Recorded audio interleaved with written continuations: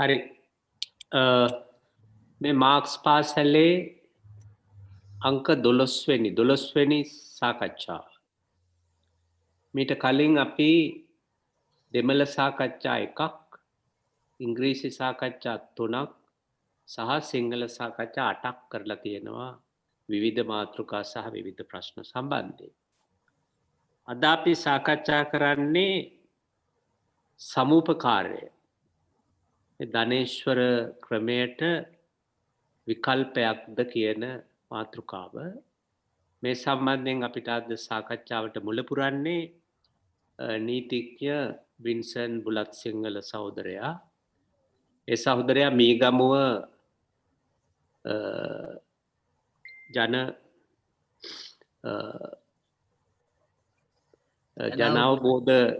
ජනාවබෝධ මධ්‍යස්ථානයේ කලින් කැඳවුම්කරු හැටියට හිටියේ. ඒ වගේම දැනටත් ඒකේ ක්‍රියාකාරී සමාජිකයෙක්.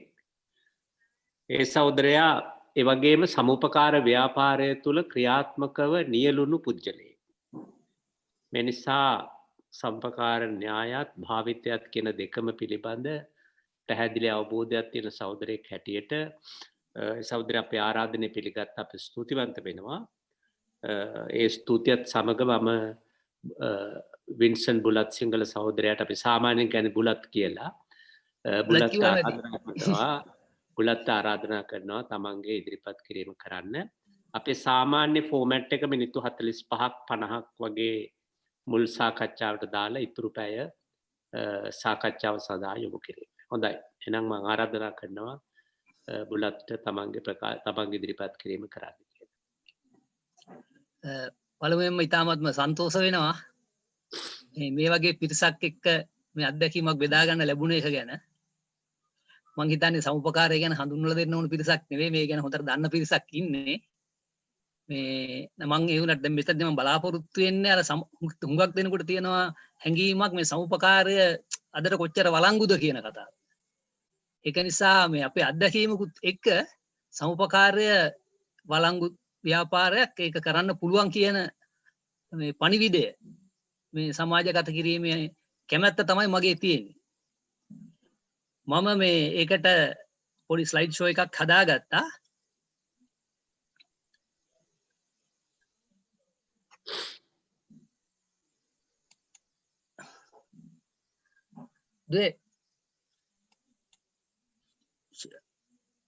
යන්න හරි ස්ක්‍රීන් ෂෙයා හරි රයිට්. හරි. මේ ඒකෙදි මම ඒ ස්ලයිඩ් එක යන හින්දා වැඩි විස්තර කරන්න අවශ්‍ය නැහැ. මම කෙටියෙන් ඒ ටික කතා කරගෙන යනවා. ඒකත් එක්ක අවශ්‍ය තැන් වලදී අපිට ටිකක් ඉඳගෙන කතා කරන්න පුළුවන්. හෙලෝ මම මාක්ස් පන්ති. මම මාක්ස් පන්ති.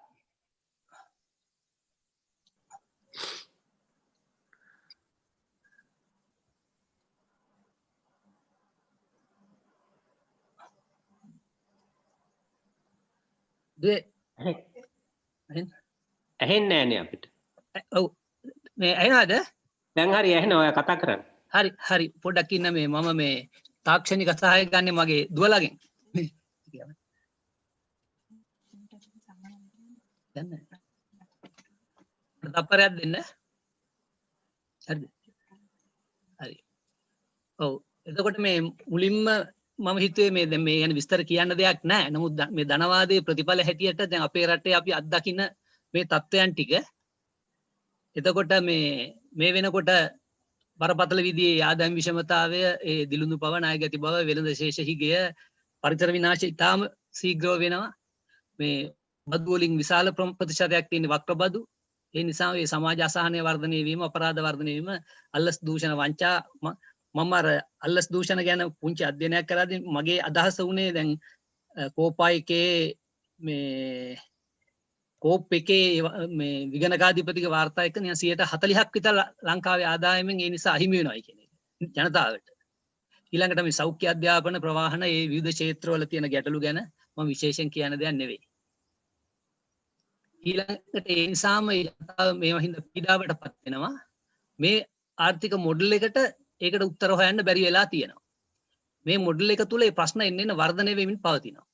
ඒ නිසා අපිට හිතන්න වෙලා තියෙනවා මීට වඩා වෙනස් වෙන මහජන සුභසිද්ධිය මූලික අරමුණු කරගත්ත ඒ සැලසුම් සාගත සමාජවාදී මාදිලියේ ආර්ථික මොඩල් එකකට යන්න. පැවතුන ක්‍රමය අපි දන්නවා විවිධ හේතු නිසා නිලධාරිවාදී අධිකාරවාදී ගැටලු නිසා ඒක කඩාගෙන වැටුණා.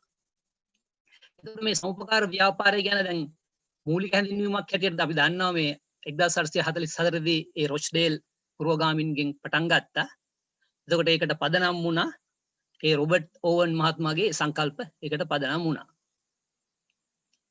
ඊළඟට මේ සමුපකාර ව්‍යාපාරයට ලෝකේ හැම සාමාන්‍යයෙන් සමාජවලින් උදව් කරන එකක්. එහෙම තහංචි පනවල නැහැ. නමුත් දෙවන ලෝක යුද්ධයේදී ජපානයේ එහෙම තහංචියක් දාලා තියෙනවා. ඒ දැම්මෙත් සමුපකාරී නිවැරදිව ක්‍රියාත්මක වීම නිසා ඒ කියන්නේ අධිරාජ්‍යවාදී යුද්ධයට එරෙහිව කටයුතු කිරීම නිසා තමයි ඒ වෙලාවෙත් ඒ තහංචි පැනවුනේ. ඊළඟට ද මුල් කාලේ ලෙනින් කිව්ව සමුපකාරය කියන එක මේ අර්බුදය මෝරන්න ඉඩ දෙන්නේ නැතුව බලපෑම අඩු කරන විෂමතා සමනය කරන එහෙම එකක් කියලා.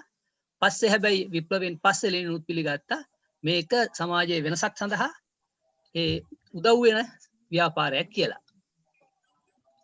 ඊළඟට ඒ සමුපකාර වැඩපිළිවෙල ඒ ක්‍රියාකාරකම් ආරම්භ වුණේ සමාජිකයන්ගේ ආර්ථික තත්ත්වය වැඩි දියුණු කරන්න, අවුල් ව්‍යවසායක් නිර්මාණය කරන්න, මේ සමාන ලෙස බෙදා හදා ගන්න ඒ ආර්ථික ප්‍රතිලාභ ආත්මාධාරය තුලින් තමුන්ට ළඟා කරගන්න, සමාජයට ළඟා කරගන්න. ඒ මූලික දර්ශනය සහ ප්‍රතිපත්ති අදටත් වළංගුව පවතිනවා. ඊට පස්සේ මේ එම්බුල් කාලේ 1840 ගණන් වලදී සමුපකාර සංවිධාන මේ විශේෂ වූ සම්ප්‍රදායන් පහක් තුල වැඩුණා. ඒතර අපි දන්නවා එංගලන්තේ පාරිභෝගික සමුපකාර, ප්‍රංශය තුල ශ්‍රමිකයන්ගේ, ජර්මනිය තුල ණය දෙන්න, ඩෙන්මාර්කයේ සහ ජර්මනිය තුල කෘෂිකාර්මික අදටත් ඒවා එහෙමම තියෙනවා. මේ සියවස් අවසාන වෙනකොට යුරෝපයේ නිවාස සහ සෞඛ්‍ය සමුපකාර අදටත් මේවා ක්‍රියාත්මක වෙමින් තියෙනවා. ඊළඟට වැදගත් වෙනවා මේ සමුපකාරය ගැන කතා කරද්දී සමුපකාර ගැන විශ්වාසයක් ගොඩනගා ගන්න සමුපකාරය කොච්චර බලවත්ද කියන එක. ඉතින් ඒ ගැන අදහසක් බෙදා ගන්න තමයි මම ඊළඟට සූදානම් වෙන්නේ. මේ ලෝක ජනගහණයෙන් 6 දෙනෙක්ගෙන් එක්කෙනෙක් සමුපකාරිකයෙක්. ඒතර මේ ජාත්‍යන්තර සමුපකාර සන්ධානය ඒක තමයි මේ සමුපකාර ව්‍යාපාරය ගැන ප්‍රධානම සන්ධානය තියෙන්නේ. මේ 1895 දී ආරම්භ වෙනවා රටවල් 107ක සමුපකාර ෆෙඩරේෂන් සහ සංවිධාන එක්ක. දැන් මේ වෙනකොට ලෝකේ පුරා මිලියන 3ක් සමුපකාර තියෙනවා. ඒවයි බිලියන 1.2ක ජනතාවක් ඒ සමුපකාර නියෝජනය කරනවා. කියන්නේ ලෝකෙ තියෙන ලොකුම ව්‍යාපාරයක්. 2018 වෙද්දී රටවල් 145ක සමුපකාර 26,36,924ක සමාජිකයින් සේවාදායකයින් එකතු වෙච්ච 107,39,86,507ක් පමණ සංඛ්‍යාවක් එකතු වෙලා තියෙනවා ඒකේ. ඒ කියන්නේ ලෝක ජනගහනය බිලියන 7.6යි 1,07,00,000 ගාණක් මේ එහෙම සම්බන්ධ වෙලා තියෙන සමුපකාර ව්‍යාපාර 107 කෝටි ප්‍රමාණයක්. ඊළඟට ලෝක වෙළඳ පිරිවැටුමෙන් ඇමරිකානු ඩොලර් ට්‍රිලියන 2.1ක් ලෝකේ තියෙන ඉහළම සමුපකාර 300කින් ඒ ව්‍යාපාරය සිද්ධ වෙනවා. මම මේ කියන්නේ මේ තරම් ලෝකයේ මේකට ප්‍රබල බවක් මේ සමුපකාර ව්‍යාපාරයට තියෙනවා කියන එක. සමුපකාර සමිතිය ඔක්කොම එකතු කරලා ගත්තාම ඒකේ ප්‍රාග්ධනය ඩොලර් ට්‍රිලියන 2.2ක්. ඒ කියනවා ඒ සමුපකාර සන්ධානයේ තොරතුරු වල ලෝක සියලුම සමුපකාර එකතු වුණාම ප්‍රංශීය ආර්ථිකයට වඩා විශාලයි කියලා. එතකොට කලින් තත්ත්වයන් මේ ලෝකේ පස්වන ආර්ථිකයේ තිබුණ ජර්මනියට ආසන්න ආර්ථික ශක්තියක් සමුපකාර ව්‍යාපාරයට තියෙනවා කියලා. රස්සාවල් කරන අයගෙන් 10%ක්, ඒ කියන්නේ මිලියන 280ක් සමුපකාර සංගම් වල රැකියා කරනවා. විවිධ ව්‍යාපාරිකාංශ 29ක් විතර තියෙනවා. ඊළඟට සමුපකාර පිළිබඳව මේ ප්‍රතිපත්ති ඒ නිර්වචන ඒ සියලු දේවල් තීරණය කරන්නේ ජාත්‍යන්තර සමුපකාර සන්ධානය. ඒකෙදි 1995 මේ මැන්චෙස්ටර් වල පැවැත්වුණු සම්මේලනයේදී සමුපකාරයේ අනන්‍යතාවය පිළිබඳ ප්‍රකාශයක් කරනවා. ඒ තුල මේ දැන් වර්තමානයේ ක්‍රියාත්මක වෙන සමුපකාරය පිළිබඳ නිර්වචනීය සාරධර්ම ප්‍රතිපත්ති මාලාවක් ඇතුළත් වෙනවා.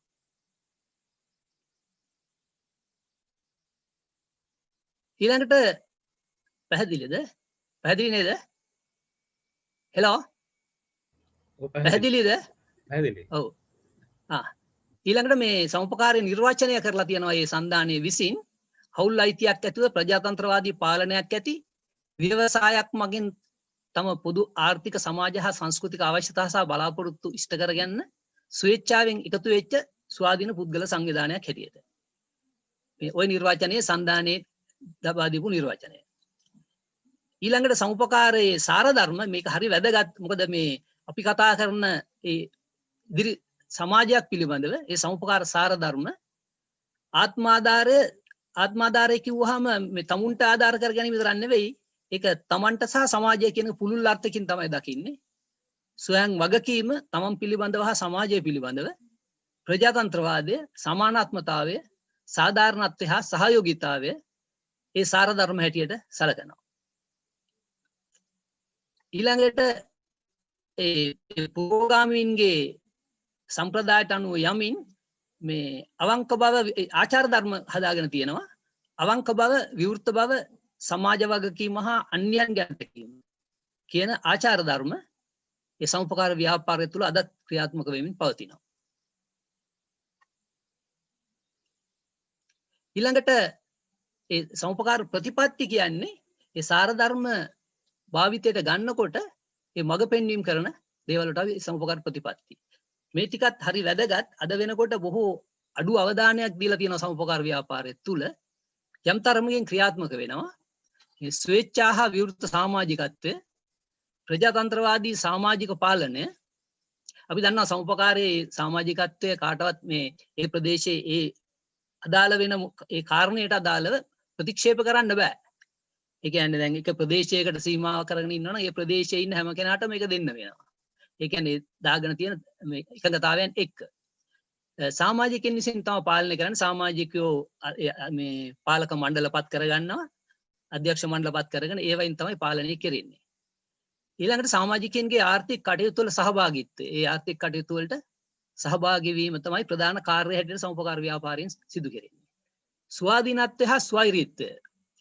අද ඒක බොහෝ දුරට තියෙනවා. අද වෙනකොට හැබැයි ඒක දැන් 70 ගණන් වලින් පස්සේ සමුපකාරයට ඒ රාජ්‍ය මැදිහත් වීම ආවට පස්සේ ඒ පිළිබඳව යම් ගැටලුවක් තියෙනවා. නමුත් මගේ අත්දැකීම නම් එහෙම ලොකු බාධාවක් වෙලා නැහැ. අපිට දැන් විවිධ සේවා සමුපකාර සමිතිය කරගෙන යද්දී. සමහරලාට අපිට ඒ දෙපාර්තමේන්තුවෙන් හරි ඉහළින් එන දැනුම් දීම් වලට වෙනස්ව අපි කටයුතු කරන අවස්ථාවල් තියෙනවා. අධ්‍යාපනය, පුහුණුව හා තොරතුරු විකාශනය. දැන් ඒවා සේවකයෝ පිළිබඳ වෙන්න පුළුවන්, සමාජිකයෝ පිළිබඳව වෙන්න පුළුවන්, ඒ මහසභා නියෝජිතයෝ වෙන්න පුළුවන්. ඒ අයට ලබා දෙන අධ්‍යාපනය, පුහුණුව සහ අවශ්‍ය තොරතුරු ලබා දීම.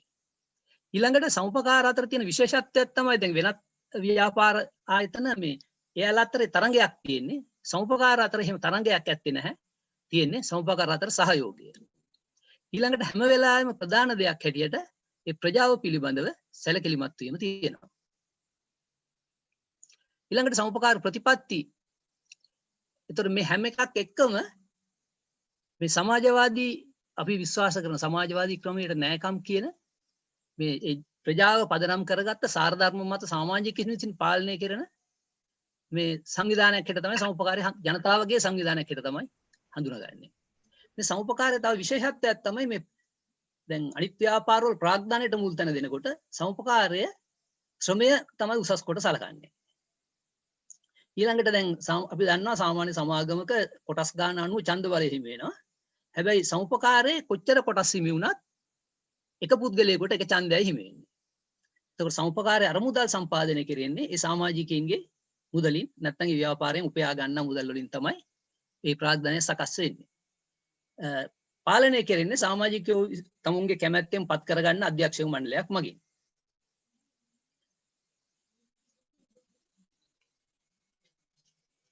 එතකොට දැන් මේ වෙනකොට ලෝකේ ඊටාම සාර්ථකව ක්‍රියාත්මක වෙන සමුපකාර ව්‍යාපාර ගොඩාක් දකින්න තියෙනවා.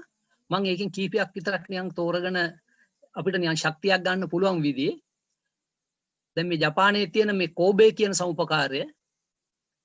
එතකොට ඒකේ පරමාර්ථය වෙන සමුපකාරයේ අන්‍යෝන්‍ය ආධාරයේ හරය බෙදා ගැනීම ආර්ථික ව්‍යවසායයක් ලෙස ප්‍රවර්ධනය වීම හා සියලුම මිනිස් වර්ගයාගේ සුබ සාධනය සැලකීම. හරි පුළුල්ව දාලා තියෙනවා සියලුම මිනිස් වර්ගයාගේ. හැබැයි දැන් අද වෙනකොට සමහර ඒවා තියෙනවා මේ පරිසරයත් එක්කත් තවත් පුළුල් වෙලා එහෙම කරගෙන යන මේ කෝබේ එකේ සඳහන් කරලා තියෙන විදිය. ඒතර ජපානයේ කෘෂිකර්ම සමිති තියෙනවා. මේ සමාජිකයෙක්ගෙන් ඒ ජීවිතේ පටන් ගන්න තැන ඉඳලා සම්බන්ධ වෙනවා. ඊළඟට ඒ ගොවිපළ වල මාර්ගෝපදේශකෙක් හැටියට ඒ කෘෂිකර්ම ව්‍යවසායන් වලට සම්බන්ධ වෙමින් පවුලේ ආර්ථික සමාජ ජීවිතය පහසු කරවන්න ඒ කටයුතු කරනවා. සමහර ජපාන් පාරිභෝගික සමිති තියෙනවා මේ අතරමැදියන් අයින් කරගෙන කෙලින්ම මේ නිෂ්පාදකයා සහ පාරිභෝගිකයා අතර නිෂ්පාදක සමුපකාර සමිති පාරිභෝගිකයාට භාණ්ඩ ලබා දීමේ එහෙම වැඩපිළිවෙල. සමහර ජපාන් සමුපකාර තියෙනවා සමාජිකින්ට විතරයි භාණ්ඩ මිලදී ගන්න පුළුවන් වෙන්නේ මොකද ඒ තරමට ඒවයි තියෙන ඉල්ලුම සම්පූර්ණ කරගන්න බැරි හින්දා. ඔය සුපර් මාකට් ටයිප් එකේ සමහර ඒවා තියෙනවා. ඒවට සමාජිකින්ට විතරයි එහෙම සීමා කරලා තියෙනවා. එතකොට මම ඉස්සෙල්ලා කිව්වා මේ සමුපකාර සමිතියක් තවත් එකත් එක්ක මේ තරඟ කිරීමක් කරන්නේ නැහැ. මේ හවුලේ මිලට ගැනීම බෙදා ගැනීම ජපානය ස්කැන්ඩිනේවියන් රටවල් වගේ ඒවයි විශේෂ ලක්ෂණයක්. මේ ස්වීඩනය ඩෙන්මාර්කේ නෝර්වේ වගේ රටවල් එකතු වෙලා භාණ්ඩ ආයනනය අපනායනය කිරීම ඒ සමුපකාර සංගම් පිහිටුවාගෙන ක්‍රියාත්මක කරමින් තියෙනවා. තායිලන්තයේ පිලිපීනේ ඒ දීවර හා කෘෂිකාර්මික සමුපකාර ඉතා හොඳින් ක්‍රියාත්මක වෙනවා. ඊළඟට ඒ ජාත්‍යන්තර සහයෝගතාවය ඇති කරගන්න එහෙම කටයුතු කරනවා. මේ දැන් කෝප් ට්‍රේඩ් සහ කොමෝ ජපාන් ඒ සමුපකාර ඒ අර ජාත්‍යන්තර ව්‍යාපාරික සහයෝගය ඇති කරගන්න වැඩවලදී ඒ මූලික වෙලා කටයුතු කරනවා. ඊළඟට එංගලන්තයේ මොන්රැගන් කියන එක විශාල ව්‍යාපාරයක්. නිෂ්පාදන කර්මාන්ත ශාලා 143ක් මේ ඒකාබද්ධ ශාඛා 7ක් එතකොට බිස්නස් ව්‍යාපාර තියෙන 266ක් යුරෝ මිලියන 11,280ක් ප්‍රාග්ධනයක් යොදලා ආයෝජනය මිලියන 451ක් රැකියා දැන් 2019 වෙද්දි මම මේ රැකියා ගන්න බැලුවේ 81507ක්. ඒක තියෙන්නේ ස්පාඤ්ඤේ. එංගලන්තේ මොන්රැගන්නේ? නෑ ස්පාඤ්ඤේ. බාස් කන්ට්‍රි එකේ තියෙන්නේ. ඔව්. sorry. ඊළඟට ඉන්දියාවේ ඒ දිනේෂ් බීඩි සමුපකාරය මේ ඉතාම පොඩියට තිබිච්ච සමුපකාරයක් හැටියට මේ කම්කරු රුපියල් ගාන ඒක හරි වටිනවා අපිට දැන් අපි ඔය වතුකරේ වැඩපිළිවෙල ගැන එහෙම කතා කරනකොට මේ රුපියල් ගාන එකතු කරලා එහෙම ප්‍රාග්ධනය හදාගෙන මේ එතකොට කේරළයේ තිබුණේ වාමාංශික ආණ්ඩුනුත් ඉදිරි මුදල් මේ ලබාගෙන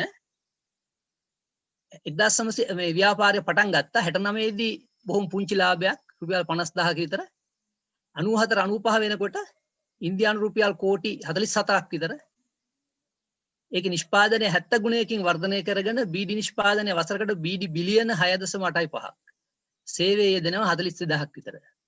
මේ ඉන්දියාවේ ඒ විශාල ප්‍රමාණයේ සමුපකාර තියෙනවා.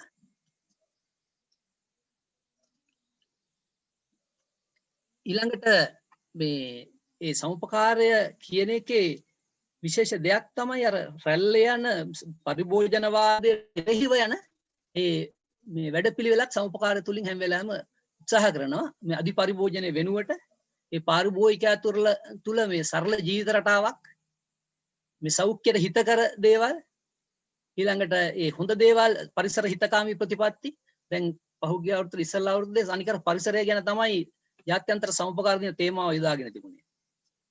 මේ ඊළඟට ගිය සැරේත් තිබුණේ හානිකර ආකාරයේ පරිභෝජන රටාවෙන් මිදෙමු කියන එක. ඉතින් ඒ වගේ එහෙම යොමු වීම සමුපකාර ව්‍යාපාරය තුල මේ වෙනකොට තියෙනවා. ඊළඟට ලංකාවේ සමුපකාර ව්‍යාපාරය ඔබ දන්නවා දැන් මුල්ම තියෙනවා දුම්බර සමුපකාර නායදන සමිතිය ඊට පස්සේ එනවා මේ නායදන සමුපකාර සමිති ඊළඟට විවිධ සේවා සමුපකාර සමිති 1970 රජයේ මැදිහත් වීම සමුපකාර ව්‍යාපාරය වැඩි වෙනවා 70 77 කාලය තුල. එතකොට සමුපකාරයේ අර සමුපකාර වටිනාකම් එක්ක ඒ ප්‍රතිපත්ති එක්ක ක්‍රියාකාරීත්වය ඒ අනිවිට දුර්වල වෙනවා. මේ වෙනකොට ලංකාවේ සමුපකාර සමාජිකයින් 80ක් විතර ඉන්නවා. සමිති 10000ක් පමණ තියෙනවා. ලංකාවේ මේ තොරතුරු පවා එකතු කර ගැනීම එහෙම ගැටලුවකුත් තියෙනවා. මේ එතකොට අපේ රටේ මුළු ජනගහනයෙන් 38ක් විතර සමාජිකයන් හැටර ඉන්නවා. කෘෂිකර්ම කර්මාන්ත දීවර වෙළඳාම් සෞඛ්‍ය බැංකු නිවාස පිළිබඳව එකක් ගැන තොරතුරක් හොයාගත්තා. ඒ වගේ විවිධ ක්ෂේත්‍රවල සමුපකාරය සම්බන්ධ වෙලා තියෙනවා. විශේෂයෙන්ම උතුරු නැගෙනහිර දීවර කර්මාන්තයත් වයඹ පළාතේ කුකුල් සහ කිරිපට්ටි පාලනයත් මේ හසුරුවන්නේ සමුපකාර වලින්. ඒතර කොටපොළ හොඳම සමුපකාර තේ නිපදීමේ සමුපකාර හැටියට තියෙනවා.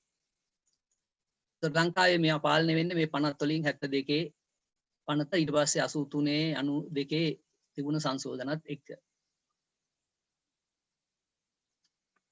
දැන් ඊළඟට මම බෙදා ගන්න යන්නේ මේ අපේ සමුපකාර සමිතිය මමත් මේ අධ්‍යක්ෂවරයෙක් හැටියට කටයුතු කරන ඒ ජන ජීවිතයට වඩා බද්ධ වෙලා කටයුතු සාර්ථකව කරන්න පුළුවන් කියන එක තහවුරු කරන්න තමයි මම මේ අදහස මේ ඒ කියන්නේ අපේ සමුපකාරයේ කෙනෙකුට හිතන්න පුළුවන් මේකේ මේ පම්පෝරියක් කියනවාද අපේ සමුපකාරය ගැන කියලා.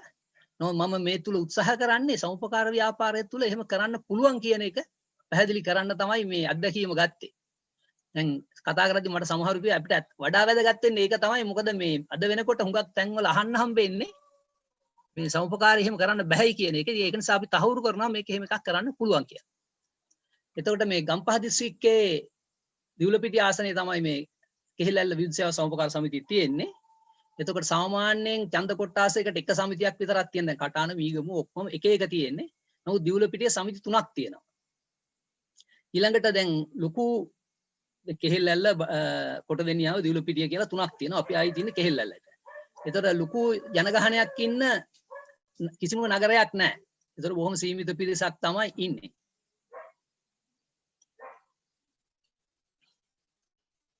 මේකින් දැන් මම ඉස්සෙල්ලා කිව්වා වගේ අපි කියන්න උත්සාහ කරන්නේ එහෙම මේ ඊටාම ප්‍රතිලාභ ලැබමින් සමාජිකයින්ට සේවකයින්ට ඒ පවුල් වල අයට ඒ ප්‍රදේශීය ප්‍රජාවට එහෙම කරමින් මේ විවෘත වෙළඳ පොළ ක්‍රමයේ තුල උනත් සමුපකාරය හොඳින් කරන්න පුළුවන් කියන පණිවිඩය තමයි මේ තුලින් දෙන්න උත්සාහ කරන්නේ.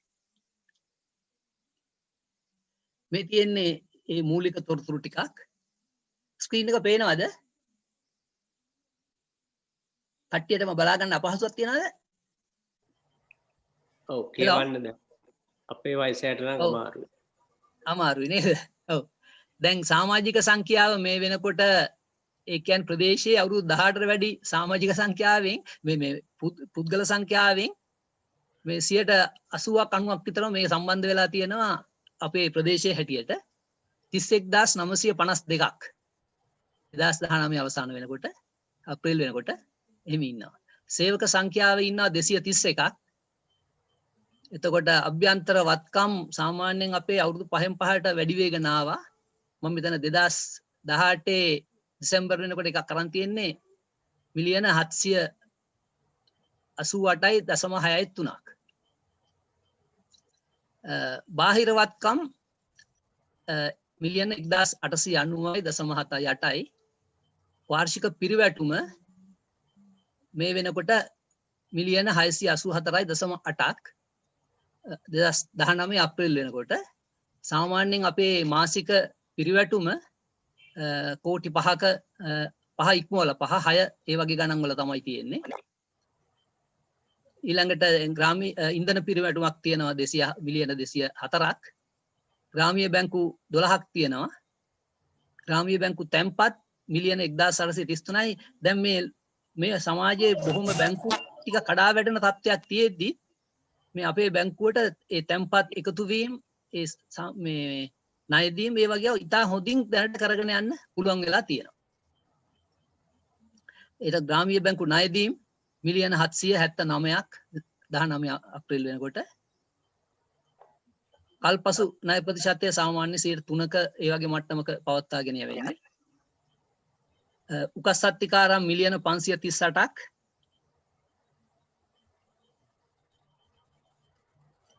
ශුද්ධ ලාභය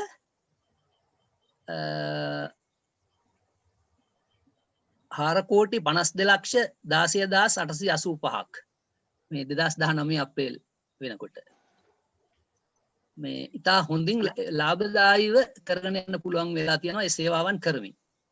ඒතර ප්‍රාදේශික 41ක් ස්වයං සේවා 5ක් ඒතර කෝප් සිටි මිනි කෝප් සිටි ඒවත් පවත්වාගෙන යනවා. ඉතින් දැන් ඕවා තිබුණාට මොකද්ද මිනිසුන්ට වෙන දේ කියලා හැඟීමක් තියෙන්න පුළුවන් මේ සමුපකාරයෙන්. එතකොට ඊළඟට මම ඒ ගැන පොඩ්ඩක් කතා කරන්නේ මේ අඩු ලාභ ප්‍රතිශතයක් තියාගෙන තරඟකාරී මිලට ගුණාත්මක භාණ්ඩ අලෙවි කිරීම. ඒක නිසා කෝටි 5 ඉක්මවා ගිය ඔන්න සද්දයක් එනවා බාධාවක්ද නැහැ නේ? නෑ ඒක ඕනේ නැහැ. අර බාහිර සද්ද බාධාවක්ද නැහැ නේ? නෑ ඔයා කරන් යන්න. හරි. මේ කෝටි 5 ඉක්මවා ගිය වෙළඳාමක් සාමාන්‍ය මාසෙකට මේ අපේ තියෙනවා සමාජිකයන්ගේ අවමංගල්‍ය අදහා සුබසාධක අරමුදලක් සමාජිකයෙක්ගේ ඒ කියන්නේ භාණ්ඩ මිලදී ගැනීමක් තමයි යාලා කරන්න වෙන්නේ. අවුරුද්දකට රුපියල් 18000ක ඒ වගේ භාණ්ඩ මිලදී ගත්තාම ඒ සමාජිකයට ඉබේම ඒකට දායක වුණා වෙනවා. මුලින්ම රුපියල් 500ක් දීලා බැඳෙන්න පුළුවන්. ඊට පස්සේ ඒ වෙනත් මුකුත් දෙයක් කරන්න ඕනේ නැහැ. මේ සමුපකාරයෙන් භාණ්ඩ මිලදී ගැනීම තමයි කරන්න වෙන්නේ. සමාජිකයාගේ මරණයකදී 15000කුත් යපෙන්ෙක්ගේ මරණයකදී 6000කුත් ඊට අමතරව හට්පුටු ලබා දීම ඒ වගේ දේවල් තියෙනවා. අපේ ලාභයෙන් වෙන් කරන අරමුදලකින් අරමුදල බැංකුවකට දාලා ඒ ලැබෙන පොලියෙන් තමයි මේක පවත්වාගෙන යන්නේ. ඉතින් අවුරුද්දෙන් අවුරුද්ද ඒ අරමුදල වර්ධනය වෙනවා. ඒක නිසා කිසි බරක් වෙලා නැහැ. ඉතා හොඳින් ඒක කරගෙන යන්න පුළුවන් වෙලා තියෙනවා. ඊළඟට ප්‍රදේශයේ භාණ්ඩ මිලට බලපෑමක් කරන්න දැන් මර්ධගහ මුල ආසන්නයේ තමයි මේ කෙහෙල්ලැල්ල සමුපකාරී තියෙන්නේ. නමුත් මේ ප්‍රදේශයේ හාල් මිලට යම් බලපෑමක් කරන්න අපිට පුළුවන් වෙලා තියෙනවා. සාමාන්‍යයෙන් ලක්ෂ 1.5 හාල් කිලෝ ලක්ෂ 1.5ක් විතර මාසයකට අලෙවි කරන්න එහෙම හැකියාවක් තියෙනවා. ඊළඟට මේ ඒ අවමංගල්‍ය ආධාර සේවාවට සම්බන්ධ වෙච්ච අයගේ දරුවන්ට පළවෙනි වසරේ ඉඳලා 13 වෙනි වසර දක්වා රුපියල් 350 400 450 500 පන්ති වල හැටියට වර්ෂය අවසානයේදී පොත් ලබා දීමක් සිදු කෙරෙනවා නොමිලේ. ඊළඟට ශිෂ්‍යත්ව පාස් කරන හැම ළමයෙකුටම එක්වරක් ගෙවන එහෙම ශිෂ්‍යත්ව ආධාර මුදලක් දෙනවා. ඊළඟට අපේ බල ප්‍රදේශය තුළ රජයේ විශ්වවිද්‍යාලවල තෝරගන්න හැම ශිෂ්‍යයෙකුටම ඒක තෝරා ගැනීමක් කරන්න සියලුම ශිෂ්‍යයින්ට මාසයකට 1500 ගානේ අධ්‍යාපනයේ අවසාන වෙනතුරු අපි ලබා දෙනවා. ඒතර බිල්පත් සඳහා අවුරුද්දකට දෙවතාවක් දිනුම් ඇදලා තෑගි ලබා දීම කරනවා. බල ප්‍රදේශයේ තියෙන සියලුම ආගම් වල ඒ දහම් පාසල් උත්සව වලට ඒ අභ්‍යාස පොත් පෑනක් ඒවා ලබා දීම අපෙන් කෙරෙනවා. ඊළඟට පෙර පාසල් නොමැති ප්‍රදේශවල පෙර පාසල් පවත්වාගෙන යාම පෙර පාසලයක් විතර මේ වෙනකොට අපි පවත්වාගෙන යනවා. ඊළඟට රජයේ බෙහෙත් ශාලා සඳහා ඒ ස්ථායන සඳහා බෙහෙත් කවර වෙනත් ද්‍රව්‍යමය ආධාර ලබා දීම. මේ ක්‍රීඩා තරඟ හා පාසල් ළමුන්ගේ ඒ දැනුම කුසලතා වර්ධනය කරන්න ඒ ළමයි අතරේ මේ තරඟ පවත්වලා තෑගි ලබා දීම. ඊළඟට අලුත් අවුරුද්දට සහ නත්තල් සීට්ටු ඒක අලුත් එකක් අපි පටන් ගත්ත මේ සීට්ටු ක්‍රමයකට මාසිකව සතියකට මේ මාසයකට එහෙම මුදලක් යොදනවා යාලා. එතකොට ඒකට පොලියකුත් එක්ක අවුරුද්ද අවසානයේ ඒ මුදල් ලබා ගන්න පුළුවන්කම තියෙනවා. ඒකේ විස්තර තව ඉස්සරහට තියෙනවා. ඒ කියන්නේ අලුත් අවුරුද්ද මේ ඉලක්ක කරගෙන අප්‍රේල් වලට ගන්න එකයි නත්තලට ගන්න එකයි හැටියට එහෙම තියෙනවා. ඊළඟට ග්‍රාමීය බැංකුව මගින් විවිධ තැන්පත් ක්‍රම හඳුන්වලා දීලා මිනිස්සු ඒ දිරිගැන්වීම එහෙම කරනවා. ඊළඟට ප්‍රදේශීය නිෂ්පාදකයින්ගේ නිෂ්පාදන ගම්මිරිස් කෝපි වගේ දේවල් ප්‍රදේශීය නිෂ්පාදකයින්ගේ ඒවා මිලදී ගැනීම කරනවා. මේ ග්‍රාමීය බැංකුව අංශයෙන් ඔය රන් බාණ්ඩ උකස් සේවාව ඊළඟට ආගමිකතාවයට යොමු කරන්න ඒ වාර්ෂික සිල් සමාදන් වීම මේ වගේ දේවල් සිදු කරනවා. සේවකයන්ට සේවක දිරිදීමනා විශාල ප්‍රමාණයක් අපේ තියෙනවා සේවක දිරිදීමනා. ඊළඟට වාර්ෂිකව විනෝද හා වන්දනා චාරිකා දවස් එකක් සහ දවස් 3 එකක් කැමති එකක් තෝරගෙන යන්න පුළුවන්. ඊළඟට සේවක පුහුණු හා අභිප්‍රේරණ වැඩසටහන් වරින් වර සේවක සුවසහන වෛද්‍ය ආධාර සේවාව ඒ රක්ෂණ අරමුදලකින් තියෙනවා. අපි ඒකෙන් සේවකයින්ට එහෙම මේ වෛද්‍ය ආධාර අරමුදලක් වෙනම ඇති කරලා ඒ මේ අවුරුද්දකට මුදලක් එහෙම ලබා දෙනවා ඒ සෞඛ්‍ය කටයුතු සඳහා. ඊළඟට නිල ඇඳුම් ලබා දීම, සේවක කලා හා ක්‍රීඩා කුසලතා සංවර්ධනය කරන වැඩසටහන්, මරණාධාර වැඩපිළිවෙල, සේවක ණය ක්‍රමය, ඒ ප්‍රසාද දීමන, ඒ මාසික වැටුපක් ඒ ප්‍රසාද දීමන හැටියට එහෙම ලබා දීම කරනවා. ඊළඟට සම්මාන දිනාගත්තය ගොඩාක් තියෙනවා. මම ඒ ගැන කියන්න ගියේ නෑ. මේ කාරණා දෙකක් විතරක් මෙතන ඇතුළත් කරලා මේ 79 වෙනි ජාත්‍යන්තර සමුපකාර දිනයේ සැමරීමේදී 2000 වර්ෂයේ ජාතික මට්ටමින් පවත්වන ලද හොඳම පාරිභෝගික නිෂ්පාදන සේවා පවත්වාගෙන යන විවිධ සේවා සමුපකාර සමිති තේරීමේ තරගයෙන් වස්නාහිර පළාතේ ප්‍රථම ස්ථානය. එතකොට 2011 තිබුණ 2010 වසර වෙනුවෙන් 2011 කරපු එකේදී කාර්ය සාධන තරගයෙන් මෙම සමිතිය ගම්පහ දිස්ත්‍රික්කයේ පළමු ස්ථානය, බස්නාහිර පළාතෙන් දෙවන ස්ථානය, ශ්‍රී ලංකාවෙන් තුන්වෙනි ස්ථානය ලබාගෙන ජනාධිපතිතුමා අතින් සම්මාන පිදුම් ලැබුවා. මේ තියෙන්නේ අවස්ථාවක්.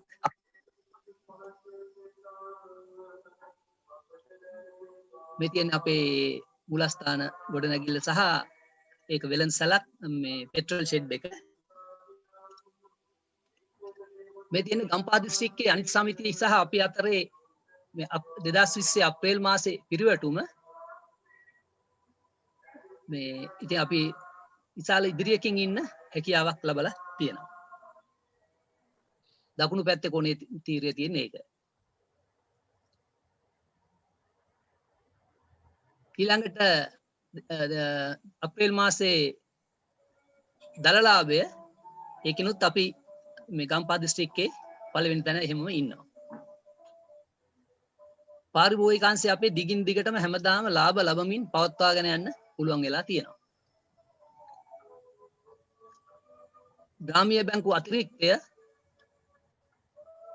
2019 වෙනකොට තත්ත්වෙ මේ තියෙනවා රුපියල් ලක්ෂ 587.82ක්. සමස්ත ශුද්ධ වත්කම් කෝටි 87.1ක්. මේ ටික මම වේගෙන් යනවා.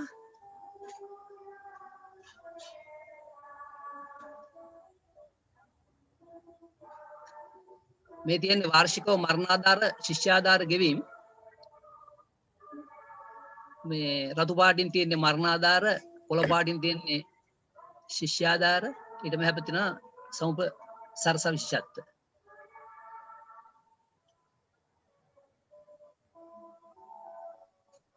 දැන් මේ අපේ සංවාදයට මම අවසාන මේ වශයෙන් ඉදිරිපත් කරන කාරණේ තමයි දැන් මේ ඊළඟට කියන්නේ. අපිට සංවාදයට ගත යුතු කාරණා මේ රාජ්‍ය මැදිහත් වීම. එතකොට ඒ පිළිබඳව මගේ තියෙන්නේ මේ මම විශ්වාස කරනවා යම් තරමකට ඒ නියාමන කටයුතු සඳහා රජයේ මැදිහත් වීම හොඳයි. හැබැයි අනවශ්‍ය මැදිහත් වීම නොකළ යුතුයි කියලා. දැන් එක වතාවක් අපිට ආවා දැනුම් දීමක් කළා අමාත්‍යාංශයෙන් සමුපකාරයේ සිගරට් එහෙමත් විකුණන්න පුළුවන් නේද කියලා. විකුණන්න පටන් ගන්න කියලා. අපි ලියලා හරියා. ඉතින් අපි ඊට වඩා වෙනස්ව මේ මතරතිත ප්‍රතිපත්තියක් ඉන්න නිසා අපි කරන්නේ නැහැ කියලා.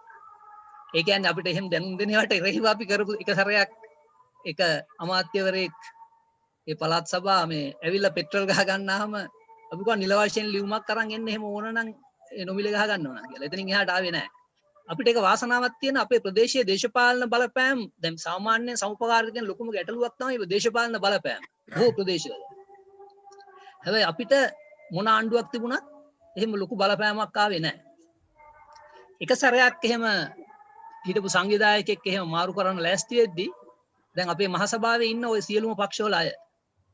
එතකොට ඒ පක්ෂේ මාරු කරන්න හදපු පක්ෂෙම අය ගිහිල්ලා කිව්වලු නෑ නෑ මේ කට්ටිය හොඳට කරගෙන යනවා, කරගෙන යන්න අරින්න බාධා කරන්න එපා කියලා.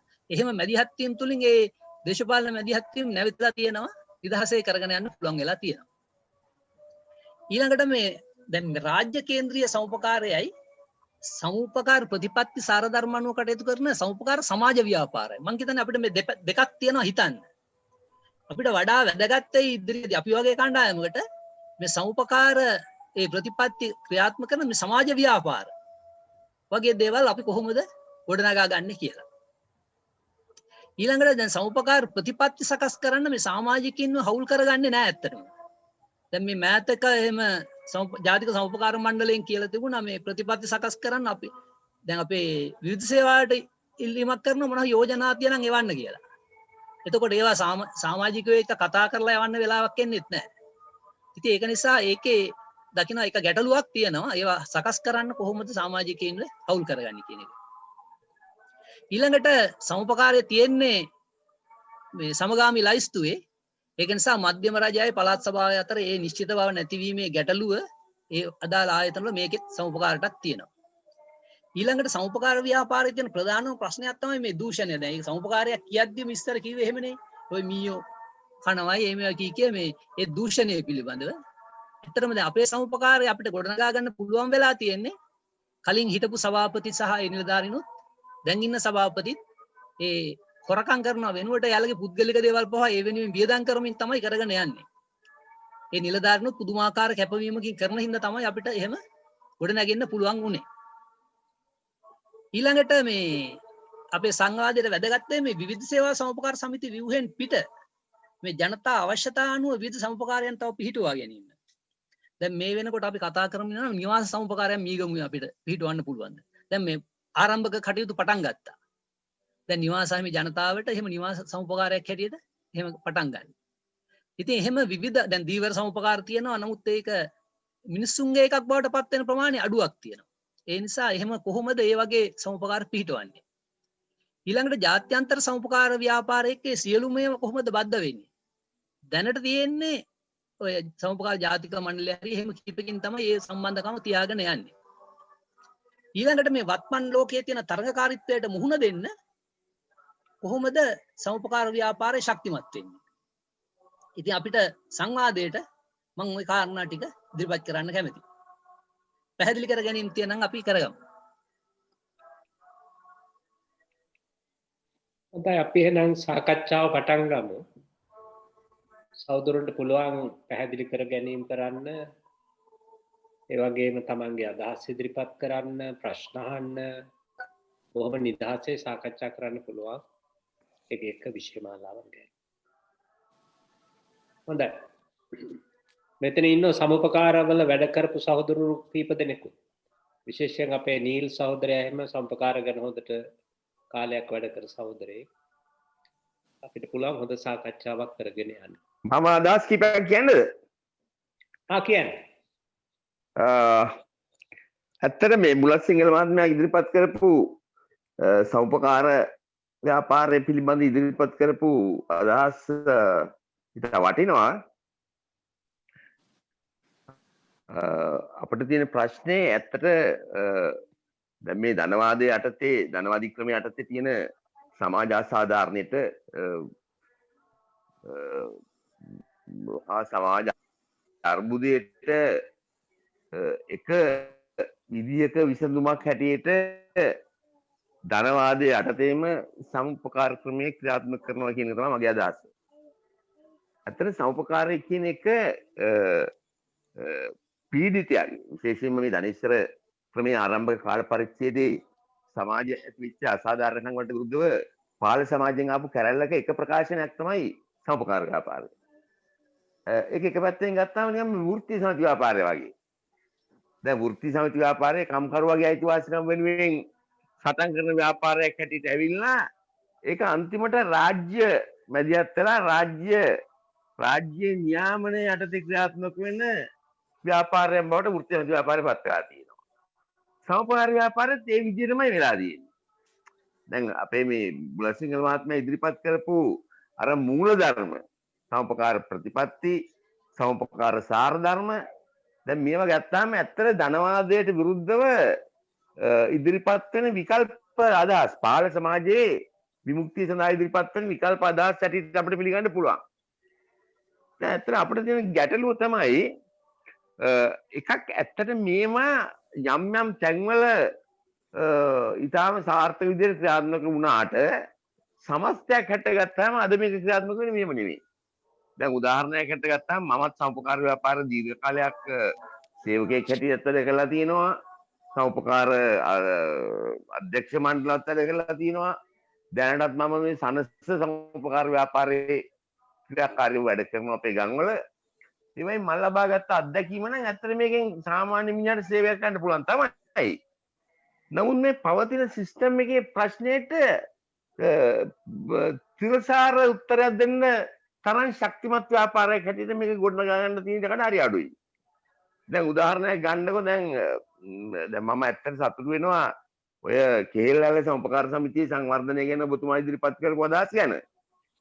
කේල්ලාල සමුපකාර සමිතියත් මම ටිකක් දන්නවා ඉස්සර මේ මොකද අපේ සමිතියකත් අපේ වෘත්ති සමිතියකුත් ඔය කේල්ලාල සමුපකාර ඉස්සර තිබුණා.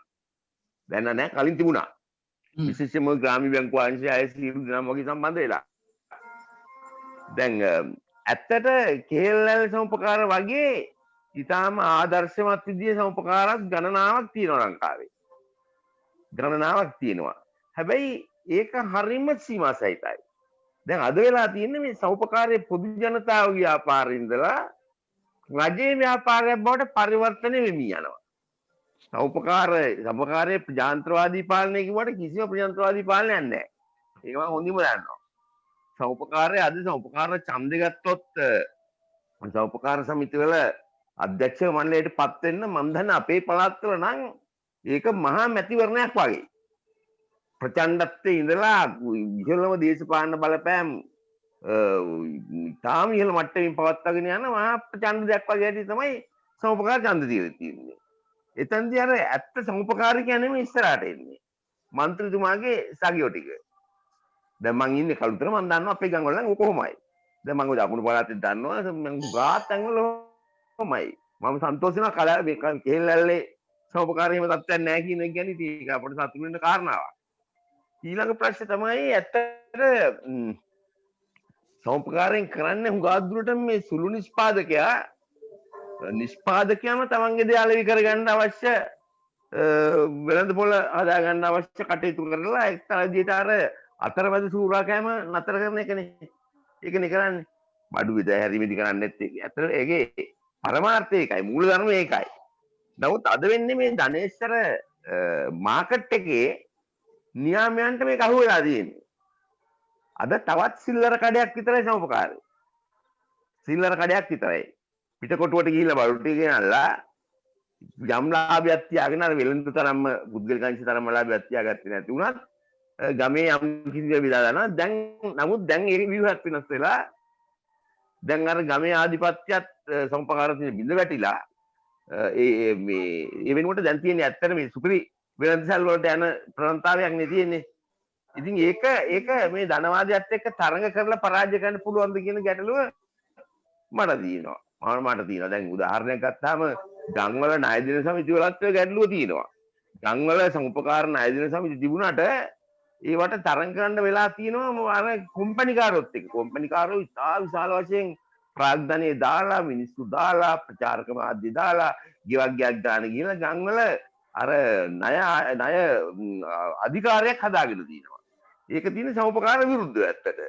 නමුත් අද සමාජයේ තියෙන මේ දුගී භාවය උඩ විශේෂයෙන්ම ගම්බද පළාත්වල තියෙන අන්ත ධර්ම දුගී භාවය උඩ වෙලා තියෙන දේ තමයි මේවට මේ ලොකු ඉල්ලුමක් තියෙනවා. ඒ පුද්ගලික අංශ මේකට ලොකු ඉල්ලුමක් තියෙනවා. එතකොට දැන් අපේ ගම්වල තියෙන ප්‍රශ්නයක් තමයි අපේ සමිතිවල කල්පසු ණය ප්‍රතිශතය උගක් අඩුයි. නමුත් අර පුද්ගලික බැංකු වලින් ගන්න ඒවා ඔය මොකද්ද ඔය තියෙනවනේ ඔය මේ විවිධ ණය ආයතන ණය කොම්පැනි තියෙනවා. මේවා කියන ණය ගත්තාම ගෙවන්න තියෙන ප්‍රතිශතය අතර ලොකු වෙනසක් තියෙනවා. එතකොට ඇත්තටම සමුපකාරයේ සමාජිකයගේ කිව්වට සමාජිකවත් මේ සිස්ටම් එක විසින් බැඳලා තිනවා මේ පුද්ගලික අංශෙත් එක්ක. මේ වගේ ක්‍රමයක් තියෙන්නේ මේක. එතකොට මට හිතෙන හැටියට නම් දැන් අද ධනවාදයේ තියෙන අර්බුදය තියෙන්නේ මේ අර මේ සමුපකාර ව්‍යාපාරේ පටන් ගන්න කාලේ තිබිච්ච අර්බුදය නෙමෙයි. දැන් පටන් ගන්න කාලේ තිබිච්ච ප්‍රශ්න තමයි ඇත්තටම නිෂ්පාදනය කරන කෙනාට මොකුත් නැහැ. නිෂ්පාදනය කරන කෙනාට තමන්ගේ බඩුවට මිලන් නීම කරගන්න බයියක් නැහැ. එතකොට ඒක ටිකක් සරල ගනුදෙනුවකින් මේක විසඳගන්න පුළුවන්කමක් තිබුණා. දැන් අද වෙලා තියෙන නිෂ්පාදනය කරන කෙනා නෙමෙයි භාවිතා කරන්නේ. එතකොට අද මහා පරිමාණ නිෂ්පාදනයකට ගිහිල්ලා තියෙනවා පුද්ගලික අංශය. දැන් ඔය සෞපකාර වෙනුවෙන් රජයේ ප්‍රතිපත්ති හැදුවට දෙපාර්තමේන්තුවක් හැදුවට සෞපකාර සහනයක් එන්නේ නැහනේ. නමුත් පුද්ගලික අංශයට සහනයක් එනවා. රජයේ ප්‍රතිපත්තිය තියෙන්නේ පුද්ගලික අංශය සංවර්ධනය කිරීමේ ප්‍රතිපත්තිය. මොකද එතකොට අර සෞපකාරය කියන එක තියෙන නිකන් මේ වාව ගැනීමේ ව්‍යාපාරයක්. දැන් මේ කොරෝනා කාලේ ඔන්න අපිට කියනවා සෞපකාරයෙන් ගන්න පුළුවන් බොම්බයි ලුණු ගන්න පුළුවන් අඩු ගන්නට හා ගන්න පුළුවන් කියලා කියනවා. නමුත් අරුබුදයක් නැති කාලෙක මේක මෙහෙම නෙවෙයි. එතකොට සෞපකාරයෙන් නිකන් බොහොම අමාරු කාලෙක රජයට උදව් කරන ආයතනයක් හැටියට තමයි පවත්වාගෙන යන්නේ. ඉතින් ඒ නිසා මම කල්පනා කරනවා ඇත්තට මේ ධනවාදයේ පිළිබඳ ප්‍රශ්නේ කුදු සෞපකාර ක්‍රමයක් තුළ විසඳන්න පුළුවන් ප්‍රශ්නයක් නෙවෙයි. ඒක හොඳ ඇත්තට මට නම් හිතෙන්නේ සෞපකාරය හොඳටම ක්‍රියාත්මක කරන්න පුළුවන් අර මේ සහෝදරයා කිව්වා වගේ ලෙනින්ගේ කාලේ වෙච්ච වැඩේ. දැන් ලෙනින් සෞපකාර ව්‍යාපාරය ගැන ආරම්භයේදී අදහස් කරපු දෙයටත් වඩා බලය ගත්තාම යාට තේරුණා සෞපකාරය මේ සමාජ නිෂ්පාදනය හා පරිවෝජනය සංවිධානය කරන්න හුවමාරුව සංවිධානය කරන්න හොඳ ප්‍රජාතන්ත්‍රවාදී ආයතනයක් හැටියට ඩිවෙලොප් කරන්න පුළුවන් කියලා. එතකොට සමාජවාදයේ ගොඩනගන්න නම් සෞපකාරය ප්‍රයෝජනවත් වෙයි. නමුත් සමාජවාදී සමාජයක් ගොඩනැගීමේ ක්‍රියාවලියේදී සෞපකාර ව්‍යාපාරයෙන් මට පේන හැටියට නම් ඇත්තට අර ඒ දීර්ඝකාලීන අරමුණට පරස්පර යන්නේ. අපි එකෙන් තේරෙනම මේකයි පාවිච්චි නොකළ යුතුයි කියන එක නෙවෙයි. මොකද මේකෙන් ජනතාවට යම්කිසි සාහනකුත් වෙනවා. එතකොට අපිට කරුණු දෙකක් තියෙනවා. එකක් තමයි මම ඒක කිව්වා වෘත්ති සහජ වගේ කියලා. එකක් තමයි අපිට දැන වෙලාවක් දෙකදී මම කියන්නේ. හරි මම ඉතාලි කියන්නේ. එතකොට අනිත් සෞපකාරකයන්ට පුළුවන් සාමාන්‍ය සහනයක් තමන්ගේ සමාජිකයන්ට ලබා දෙන්න. නමුත් සිස්ටම් එක පිළිබඳ ප්‍රශ්නේ ඊට වඩා මහා පරිමාණ අරගලයක් ඇතුලේ මහා පරිමාණ බලවේගයන් සංවිධානය කිරීමෙන් කළ යුතු දෙයක් තමයි මම කල්පනා කරන්නේ. වෙනයි පොඩි ගැටලුවක් තියෙනවා. උලක්ක තියෙන දෙයකට මේ රෙස්පොන්ස් කරන්න. එහෙනම් ඉස්සලා මාලක මේ පේරාදෙණි විශ්වවිද්‍යාලයේ මහාචාර්යවරයෙක් මම නෙමේ රංජන තමයි ඉස්සලා කතා කරේ. මං ඊට පස්සේ කතා කරන්න රයිට් රංජන මේ කෙටි කරන්න මට කියන්න තියෙන්නේ මේ සම්පකාරය ගත්තාම මේ අපි මුලින්ම මේ ඔක හැඳින්වීම ආවේ ඇත්තටම ඔය සමාජවාදී සංකල්පයක් හැටියට වගේ තමයි පෙනුමෙන් ආවේ. ඒක හැරවුණා මේ ධනේශ්වර ක්‍රමේදී ඒක හැරවුණා ඇත්තටම මේ ඔය මේ පක්ෂ දෙකේ අපේක්ෂකයවට දේශපාලන මේ අභිමතාර්ථයන් මෝහත් කරගන්න ස්ටේජ් එකක් හැටියට තමයි ඔක හැදුනේ පස්සට. මට හිතෙන්නේ වින්සන් සහෝදරයා ඔය කෙල්ලැල්ලේ මේ සම්පකාරය ගැන මේ ගොඩක් අනුරාගීව අදහස් දැක්වුවා. ඒක මම හිතන්නේ එතන විශේෂ තත්ත්වයක් වෙන්න පුළුවන්. හැබැයි සම්පකාර ක්‍රමයේම ගත්තාම විශේෂයෙන්ම අර සහෝදරයා කිව්වා වගේ ඉතාම දෝෂිත ඉතාමත්ම පරාදීනම යන මට්ටමක යන ආයතනයක් ඕක. එතකොට ඕකෙන් අපි ඉස්සරහා බලාපොරොත්තු වුණානේ සමාජවාදී සම්බන්ධ සංකල්පයක් හැටියට මේ ගෙනියනවට වඩා අද ඒක ඉතාමත්ම අර මේ ධනේශ්වර ක්‍රමයේදීම හමු වෙච්ච කුණු වෙච්ච ආයතනයක් හැටියට තමයි මට නම් දකින්න වෙන්නේ සම්පකාර ක්‍රමය.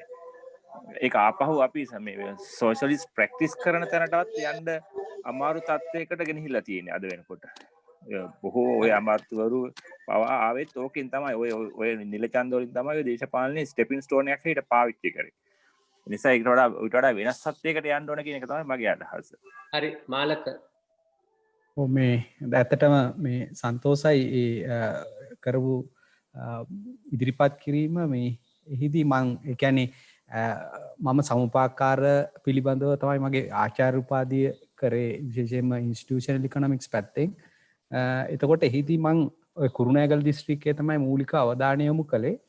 එතකොට අපිට දකින්න පුළුවන් දෙයක් තමයි දැන් ඔබතුමා ඉදිරිපත් කරපු වින්සන් මහත්මයා ඉදිරිපත් කරපු ඒ තුල තියෙන්නේ ඒ ප්‍රශ්නේම තමයි. ඒ කියන්නේ මේකෙන් අර ඉස්සලා කිව්වාගේ සමාජයට යම් ආකාරයක ප්‍රතිලාභ ප්‍රමාණයක් ගේනවා. හැබැයි ඒකත් නිකන් ඒ ප්‍රතිලාභත් මං හිතන්නේ අර ඒගොල්ලෝගෙන් අරන් කොටසක් නැවත ලබා දෙනවා වගේ දෙයක් තමයි ප්‍රතිලාභයක් තමයි එතන තියෙන්නේ. කියන්නේ ශිෂ්‍යත්වයක් ලබා දෙනවා, යම් පාණ්ඩයක් අඩුවට ලබා දෙනවා, මරණාධාර සමිති වගේ දෙයක් සිද්ධ වෙනවා. නමුත් දැන් මෙතන අපි දැක්කම දැන් අපිට පේනවා මෙතන කෝටි 85ක් විතර ලාභයක් තියෙනවා. ඒ වගේම දැන් අපි ණය ගත්තොත් එහෙම ඒ කියන්නේ $1,800 මිලියන් 1,890ක සෞම්පාකාරයට වත්කමක් තියෙනවා. ඒකෙන් 666ක් වගේ ගාණක් තමයි මේ නැවතත් ඒ ජනතාවට අතර බෙදෙන්නේ. කියන්නේ අය විදියට යන්නේ. එතකොට මේ සියලුම කාරණා වලින් බැලුවම මේ සේවාංශය තුලින් ප්‍රතිලාභ ලබා ගැනීමක් හා සේවාංශය අංශයෙන් යම් ආකාරයක සහනයක් ලබා දීමක් තමයි කරන්නේ. දැන් අපි සමෝපාකාරයෙන් විශේෂයෙන් මේ කෘෂි කර්මාන්තය සහ කර්මාන්ත වගේ අංශවලට මේ තුලින් ලොකු ප්‍රතිලාභයක් ලැබෙන්නේ නැහැ. ඒ හරහා අර ඉස්සලර සහෝදරයා කතා කරා වගේ අර ජනතාවට සේවා නිර්මාණය කිරීමක් නැත්නම් ඔවුන්ගේ නිෂ්පාදන වලට යම් සාධාරණයක් ඉෂ්ට කිරීමක්. දැන් මෙන්න මේ වගේ කාරණා සිද්ධ වෙන්නේ නැහැ. දැන් මම විශේෂයෙන්ම කුරුණෑගල හිරියාල කියන සමපාකාරය පිළිබඳව කරන අධ්‍යයනයේදී මම 2005 දී මේ පිළිබඳ ලිවීමකුත් කරා. මේ සමපාකාර සංගමයේ බිඳ වැටෙනවා අර ඉස්සෙල්ලා කිව්වා මේ දේශපාලන බලපෑම් මත කියලා. ඒ කියන්නේ දේශපාලන සහ මේ සමාජිකයන්ගේ ඒ තත්ත්වයන් තුල දැන් ඒක එහෙම වුණා 2019 මේක සිද්ධ වුණා. ඒ වගේම දැන් ඒකට හේතුව තමයි දැන් ඔයගොල්ලෝ හැමෝම දන්නවා මේ අධ්‍යක්ෂ මණ්ඩලයේ තේරීමේදී අර ඉස්සෙල්ලත් කිව්වා මේ විශාල දේශපාලන බලපෑමක් වෙනවා කියලා. ඇත්තටම 2018 17 කාලයේදී ලංකාවේ දේශපාලන ක්‍රමය වෙනස් කිරීමට මූලික වෙඩිමුරේ තිබෙත් ওই සෞම්පාකාරවලින්. සෞම්පාකාර අධ්‍යක්ෂක මණ්ඩලයේ පත් කර ගැනීමේ මහා විශාල තරගය. ඒක තමයි පත්තරේ ලොකු අකුරෙන් දැම්මේ 18න් මේ 18න් 20 මේ 16ක් 18න් 15ක් ඉන්නේ ආකාරයට නම්බර්ස් විදියටම කිව්වා. ඉතින් අපි උතුරු මැද පළාතේ විශේෂයෙන්ම සෞම්පාකාර මේ ක්‍රමේ වෙනස් කිරීම සඳහා යම් යෝජනාවක් ගෙනාවා. එකක් තමයි ඒ ජනතාවගේ භාණ්ඩ මිලදී අරගෙන සෞම්පාකාර ක්‍රමය තුලින් පළාත් සභාවෙන් අලෙවි කිරීම සහ ඔවුන් ඒ නිෂ්පාදනත් එක්ක දායක වීම. අනිත් එක තමයි විදේශීය වශයෙන් ඍජුවම ගෙනල්ලා ඍජුවම භාණ්ඩ ගෙනල්ලා අලෙවි කිරීම. නමුත් අර රජය සහ පළාත් පාලන අර සමගාමී ලැයිස්තුව මත ඒක කරන්නත් බැරි වුණා. ඒ වගේ විශාල වශයෙන් මේ සෞම්පාකාර ව්‍යාපාරය අපේ ලංකාවේ බොහෝ විට මම මේ කන්ක්ලූඩ් කරලා තියෙන්නේත් මේක සේවාංශයට සේවා සපයලා ඒ තුලින් යම් ලාභයක් ලබා ගන්න ආයතනයක් මිසක් අර නිෂ්පාදන ක්‍රියාවලියට සම්බන්ධ වෙලා නැත්නම් ඔය කියන ශ්‍රමය කියන සාධකයත් එක්ක සම්බන්ධ වෙලා කටයුතු කරන ආයතනයක් නෙමෙයි කියන එක තමයි මට දැන් මේ කතාව තුලින් පෙන්වුම් වෙන්නේ ඒකම තමයි. ඒ කියන්නේ අපි කොහොමද එතෙන්ට යන්නේ කියන එක. ඒ කියන්නේ ශ්‍රමය කියන සාධකයත් එක්ක අපි බද්ධ වෙන්නේ කොහොමද සෞම්පාකාරය කියන කාරණය. මං මේ මාක්ස්වාදයේ පිළිබඳ ලොකු දැනුමක් තියෙන කෙනෙක් නෙමෙයි, පොඩි දැනුමක්වත් නැහැ. නමුත් මේ මට තියෙන ප්‍රශ්නේ අන්න එතන තමයි තියෙන්නේ. මම ඉතා කෙටියෙන් සහ විනාඩි කිහිපයක් තුලද මගේ අදහස් ඉදිරිපත් කිරීමක් තමයි කරේ. බොහොම ස්තුතියි. බුලත්ට පුළුවන් මිනිත්තු 5කින් විතර රෙස්පොන්ඩ් කළා ඊළඟ වටේට යන්න. මම මේ පිළිගන්නවා දැන් ඔය කියපු ඒ දේශපාලනයේ කතන්දරේ. හැබැයි ඕක වෙනස් කරන්න ඒකට අභියෝග කරන්න වෙන්නේත් අපිටමයි. මන් දකින ගැටලුව තමයි ඔය බොහෝ ප්‍රදේශවල ඔය දේශපාලන නිසාම හුඟක් අය අතහැරලා තියෙනවා. මොකද ඕක අර පක්ෂ දෙකේ දේශපාලනයට බූදලයට දීලා ඒක අතහැරලා තියෙනවා. දැන් අපිටත් මුල්ම කාලේ ගමේ සමුපකාර ප්‍රාදේශික ඡන්දය මරා ගන්න සයිස් එකෙන් තිබුණේ. ඒ කියන්නේ දේශපාලන අධිකාරිය එහෙම මැදිහත් වෙලා ලොකුවට කරපු. හැබැයි අපේ තරුණ පිරිසක් ඉදිරිපත් කළා කිසිම දේශපාලනයක් නැතුව අපි ගියා. ඊට පස්සේ අපිට දැන් කැන්වසින් ගිහිල්ලා මිනිස්සු අධ්‍යක්ෂ මණ්ඩලයට එහෙම බොහොම එකක් තියෙනවා. නමුත් දැන් එහෙම ඒකටත් මට අවස්ථාවක් ලැබුණා. දැන් මේ වෙනකොට මම අවුරුදු 20ක් විතර මේ 20ක් 25ක් විතර අධ්‍යක්ෂ මණ්ඩලය තුල ඉඳලා තියෙනවා. දැන් සුඟක් අය කැන්වසින් ගිහිල්ලා තමයි කියන්නේ මම කවදාවත් කැන්වසින් ගිහිල්ලා නැහැ. හැබැයි අපේ එකේ තියෙන වෙනසක් තියෙනවා. ඒ මොන පක්ෂයේ තිබුණත් මේ දේශපාලන බලපෑම දැන් පහුගිය මේ මහසභාව තෝරා ගන්නකොට එහෙම ප්‍රාදේශිකව සමහරට ඡන්ද තිබුණෙත් නැහැ. ඒ කියන්නේ විවිධ දේශපාලන පක්ෂවල අය එකට එකතු වෙලා කතා කරලා ඒ නියමිත පිරිසක් යැවීම කෙරුණේ. ඉතින් ඒක තියා සුවිශේෂ තත්ත්වයක්. ඇත්තටම මම කියන්නේ අනිත් ප්‍රදේශවල අපි පුළුවන් තැන්වල එහෙම ඇතුල් වෙන එක හොඳයි අඩු ගානේ කාර්ක සභාවේ ඉඳලා. පුළුවන් තැන්වල කාර්ක මොකද මම දකින්නේ මේක මේ ජනතාවට බලය අභ්‍යාස කරන්න තියෙන එක ස්ථානයක්. ඒ කියන්නේ ලොකුවට අපි එකපාරට සමාජ වෙනසකට යන්න ලේසි වෙන්නේ නැහැ. ඒතර පුංචි පරිමාණයෙන් බලය අභ්‍යාස කරමින් ජනතාවගේ ශක්තිය ගොඩනගා ගැනීම උදව් වෙයි අර වගේ ලොකු වෙනසකට යන්න. ඉතින් මම හිතන්නේ මම එහෙම ප්‍රවේශයක් මේක තුල දකිනවා. හරි ස්තුතියි. කීර්ති. ඔව් මම මේ පොඩ්ඩක් අදහසක් තියෙන දැන් මේ වගේ අනුරාධපුර පොළොන්නරුව වගේ පළාත් වල කෘෂි කර්මාන්තය මත තමයි පදනම් වෙලා තියෙන්නේ. මේකෙත් බොහෝ විට තියෙනවා මේ අලෙවිකරණය වී මිලදී ගැනීම සහ ඔය කිරි මිලදී ගැනීම ওই විදියට ඔය ආකාරයට සුළු වශයෙන් එහෙම පවත්වාගෙන යනවා මහ පරිමාණයේ වී මිලදී ගැනීම තියෙනවා. ඒවා දැන් ටිකක් අකර්මණ්‍ය වෙලා තියෙන්නේ. ඒවල තිබුණ විශාල වී මෝල් එහෙම අක්‍රිය වෙලා ඒ වගේ දේවල් එක. නමුත් මට පොඩ්ඩක් දැනගන්න ඕනේ දැන් අපි කතා කරන මේ ප්‍රාථමික නිෂ්පාදනය කෘෂිකර්මාන්තය ඇතුලේ දැන් තියෙන එක තිරසර කෘෂිකර්මාන්තයකට ගෙනියන එක. ඒ කියන්නේ ඒක අද ලොකුම අභියෝග වෙලා තියෙනවා. මේ තියෙන ඉන්ඩස්ට්‍රියල් ඇග්‍රිකල්චර් එක සස්ටේනබල් මොඩල් එකකට හරවා ගැනීම. එතකොට ඒක ඇතුළට කොහොමද සමුපකාරය මැදිහත් වෙලා තියෙන්නේ නැත්නම් මැදිහත් වෙන්න පුළුවන් මේ එකකට තියෙනවද ඒ ගැන සාකච්ඡාව කොහොමද කියන එක අන්න ඒ වගේ දෙයක් තමයි මට. ඔව් දැන් අපේ සමුපකාරය අපි කතාත් කරලා තියෙනවා. ඔය දැන් ඔය මේ ඒ තිරසර ගොවිතැන පිළිබඳව කරන අයට අපේ යම් දායකත්වයක් එයාලගේ නිෂ්පාදන මිලදී අරගෙන අලෙවි කරන්න. ඒ වගේ දේවල් වලට යම් ඉඩකඩක් හදාගන්න පුළුවන් කමක් තියෙනවා. ඉතින් මේ මං කියන්නේ අපි 100%ක් සම්පූර්ණයි කියන්නේ දුර්වලකම් අඩුපාඩු ගොඩක් තියෙනවා. හැබැයි යම් අත්අදා බැලීමක් සහ උත්සාහයක් වගේ තියෙනවා. එහෙම ඉඩකඩක් හදාගන්න පුළුවන් කමක් තියෙනවා. වෙනත් අපි ඉස්සෙල්ලා අලුතෙන් සහෝදරුන්ට රවුම දීලා ඊට පස්සේ අනිත් අයට ආයෙත් මතු කරන්න පුළුවන්.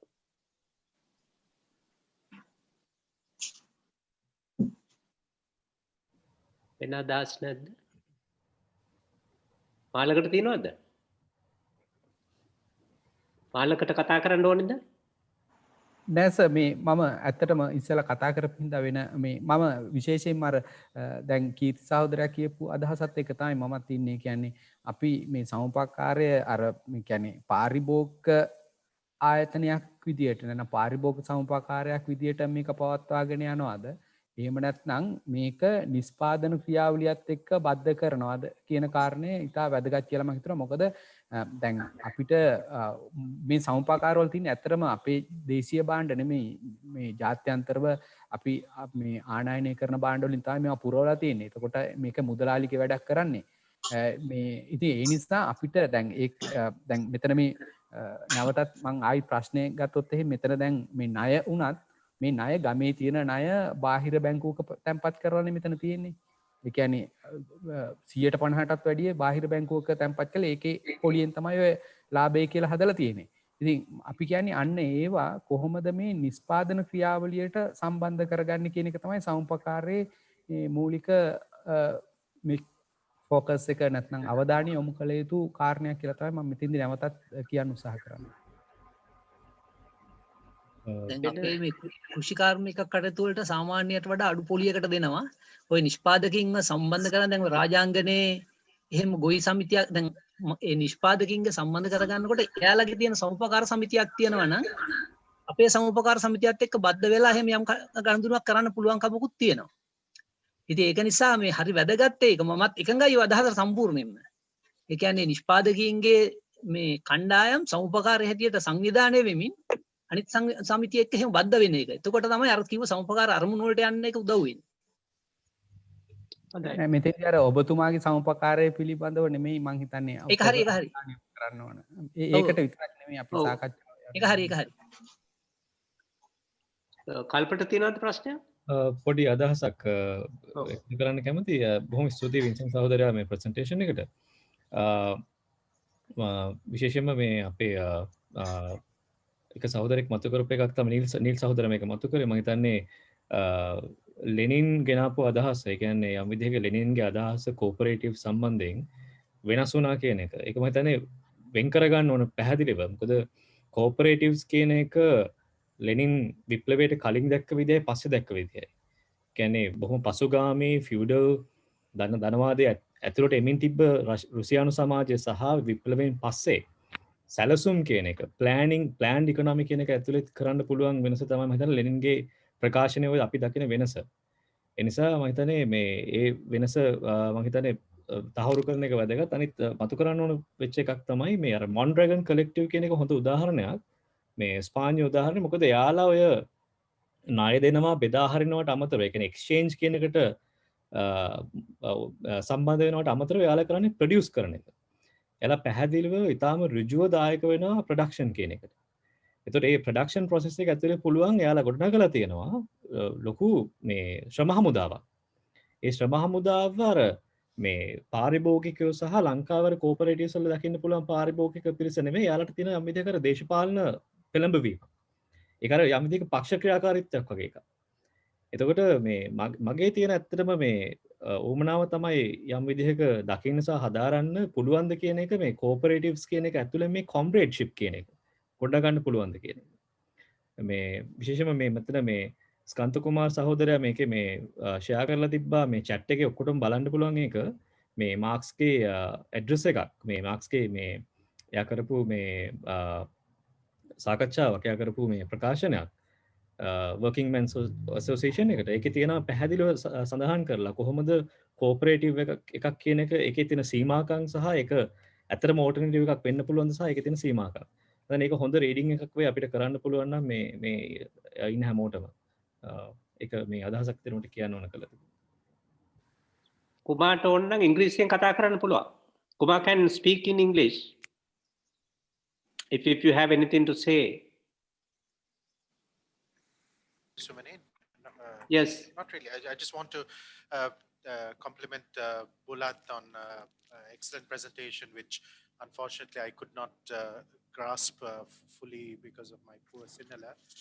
But I think it's the question I'm left with is the same question that is being raised by others, which is that what excites us as Marxists about the cooperatives is that within capitalism we found models of economic and social organization which prefigured the future society that we want to see. A little louder. Yes, no, it's a general observation about, I suppose, the significance of cooperatives in a transitional society, right? Assuming that we ever make a transition from capitalism to socialism, in a transitional society, why do cooperatives as they exist today become so important to us? Why are they so important? They are important because for us they are an alternative way of organizing economic production and the circulation of commodities and so on. But what we have also learned from the tragic experience of the 20th century is that the new society always carries the defects also of the old. So if the cooperatives are corrupt or unable to work effectively for those who most need it in the current society, we cannot assume that somehow they are going to magically be revived in a new society. So the question is, as socialists, what are the reforms or the proposals we would make to strengthen the movement in a way in which it can be the seeds of a better, more just, more equal economy of the future? Thank you. Over. Right, thanks. Do you need a translation? ඕන වෙන එක නැහැ නේ. මට පේන සභාව අනුව නම් මං හිතන්නේ ඕන වෙන්නේ නැහැ. වෙනත් අදහස්? මම හිතන්නේ ඇත්තට මටත් පොඩි අදහසක් මටත් කියන්න තියෙනවා. දැන් මේ සාකච්ඡාවේ ප්‍රධාන කරුණු දෙකක් අපි සාකච්ඡාවට ගැනෙනවා. එකක් තමයි සමාජවාදය ගොඩනැගීමේදී අපිට ඕන වෙනවා අමුතු ස්ට්‍රක්චර්ස් ටිකක්. ඒක අපිට පුළුවන් වෙන්නේ නැහැ මේ තියෙන ව්‍යුහයන් පාවිච්චි කරලා කරන්න. ඒ කියන්නේ තියෙන හමුදාව, තියෙන පොලිසිය, තියෙන මෙහෙම යන්න පුළුවන් කමක් නැහැ. ඒ නිසා අපිට අලුත් ස්ට්‍රක්චර්ස් ඕන වෙනවා. ඒතර පළවෙනි කරුණ තමයි අපිට එහෙම හිතන්න පුළුවන්, කල්පනා කරන්න පුළුවන්. මේ සමුපකාරය එවැනි ව්‍යුහයන් ගොඩනැගීමට උදව් කරගන්නට පුළුවන්. ඒ කියන්නේ අනාගත සමාජය සකස් කරන ව්‍යුහයන් ලෙස මේ ගොඩනගාගත හැකිද කියන ප්‍රශ්නය මුලින්ම මතුවෙනවා. දැන් වෙනත් විදිහින් කියනවා නම් සමාජවාදී පරිවර්තනයක් වෙන්නට කලින් උනත් මේ ස්ට්‍රක්චර්ස් හදාගත්තොතින් අපිට බැරිද ඒවා පාවිච්චි කරන්න ඉදිරි සමාජ පරිවර්තනයේදී කියන කරුණ මුලින්ම මතුවෙන දෙයක්. දැන් මේක අපිට සමාන කරන්න පුළුවන්. දැන් 1905 රුසියානු විප්ලවයේදී පෙට්‍රෝග්‍රෑඩ් නගරයේ ජනතාව හදාගත්ත සෝවියට් කියලා ආයතනය, ස්ට්‍රක්චර් එකක්, ව්‍යුහයක්. ඒක ඊට පස්සේ නැති වෙලා ගියා.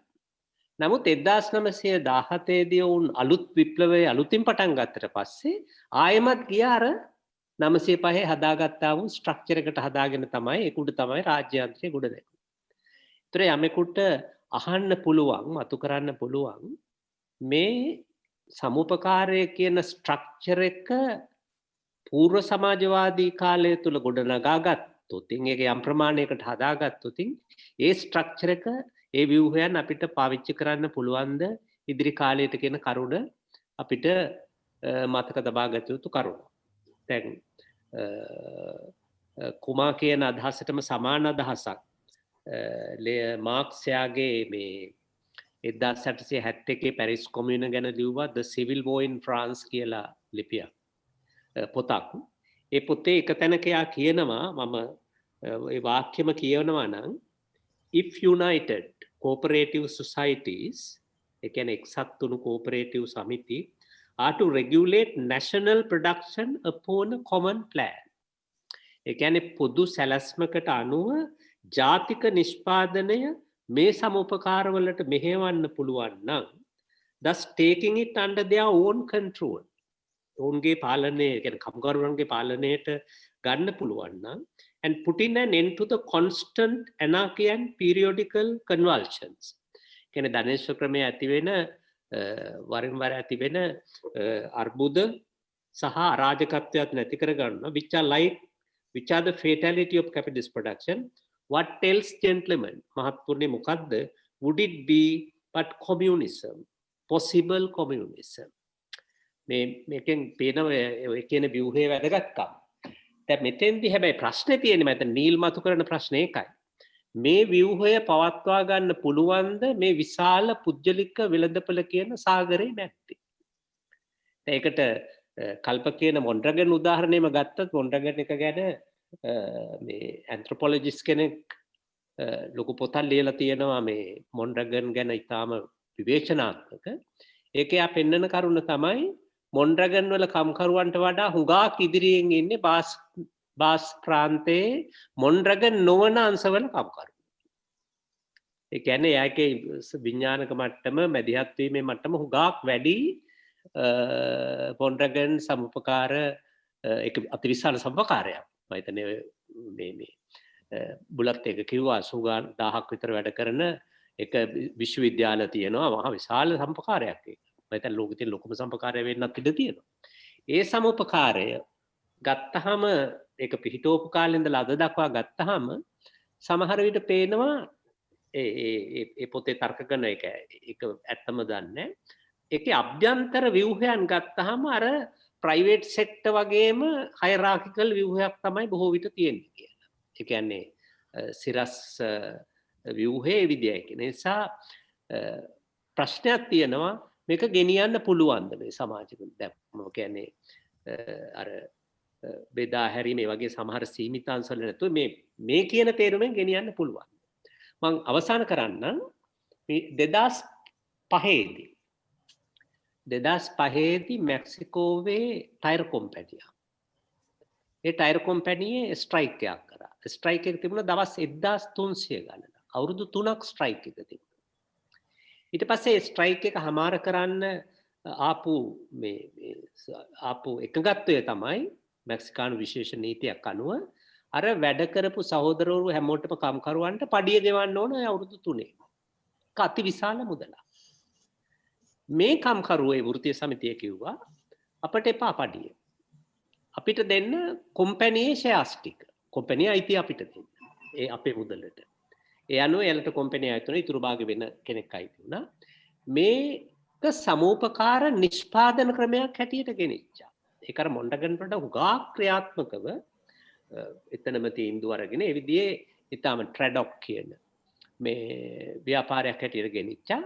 නමුත් ඉතින් මම හුඟක් තැන්වල මේ කම්කරුවන් තමන් කොහොමද තමන්ගේම පාලනයක් ඇති කරගන්නේ කියන කරුණට හැමදාම මම උදාහරණයක් ගත්තා.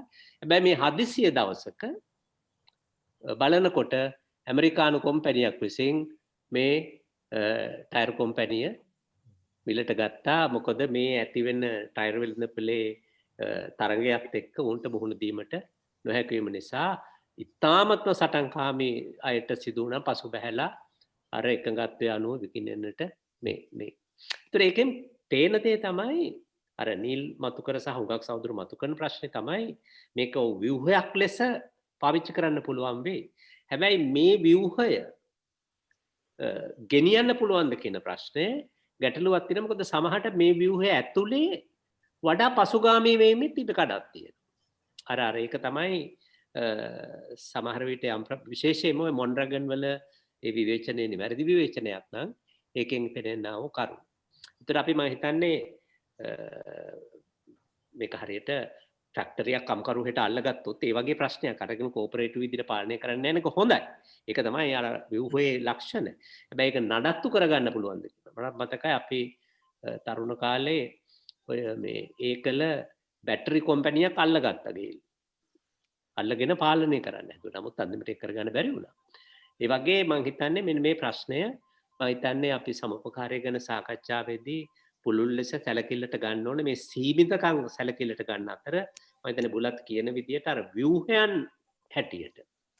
ඉතින් හුඟක් හොඳයි ඇත්තටම මාළගෙහෙම මතු කරන එකේ ප්‍රශ්නේ තමයි වෙළඳාමේදී ওই ව්‍යුහය එච්චර මැදිහත් වෙන්නේ නැහැ. ඔකේ කියන්නේ වෙළඳ සේවකයෝ අතර එහෙම ක්‍රියාකාරීත්වයක් නැහැ. ඒ නිසා මේක ඇත්තට නිෂ්පාදනාංශේ දැන් මම හිතන්නේ මේ කීර්ති සහෝදරයා විසින් මතු කරනු ලබන හදාගෙන යන්නා වූ මේ අර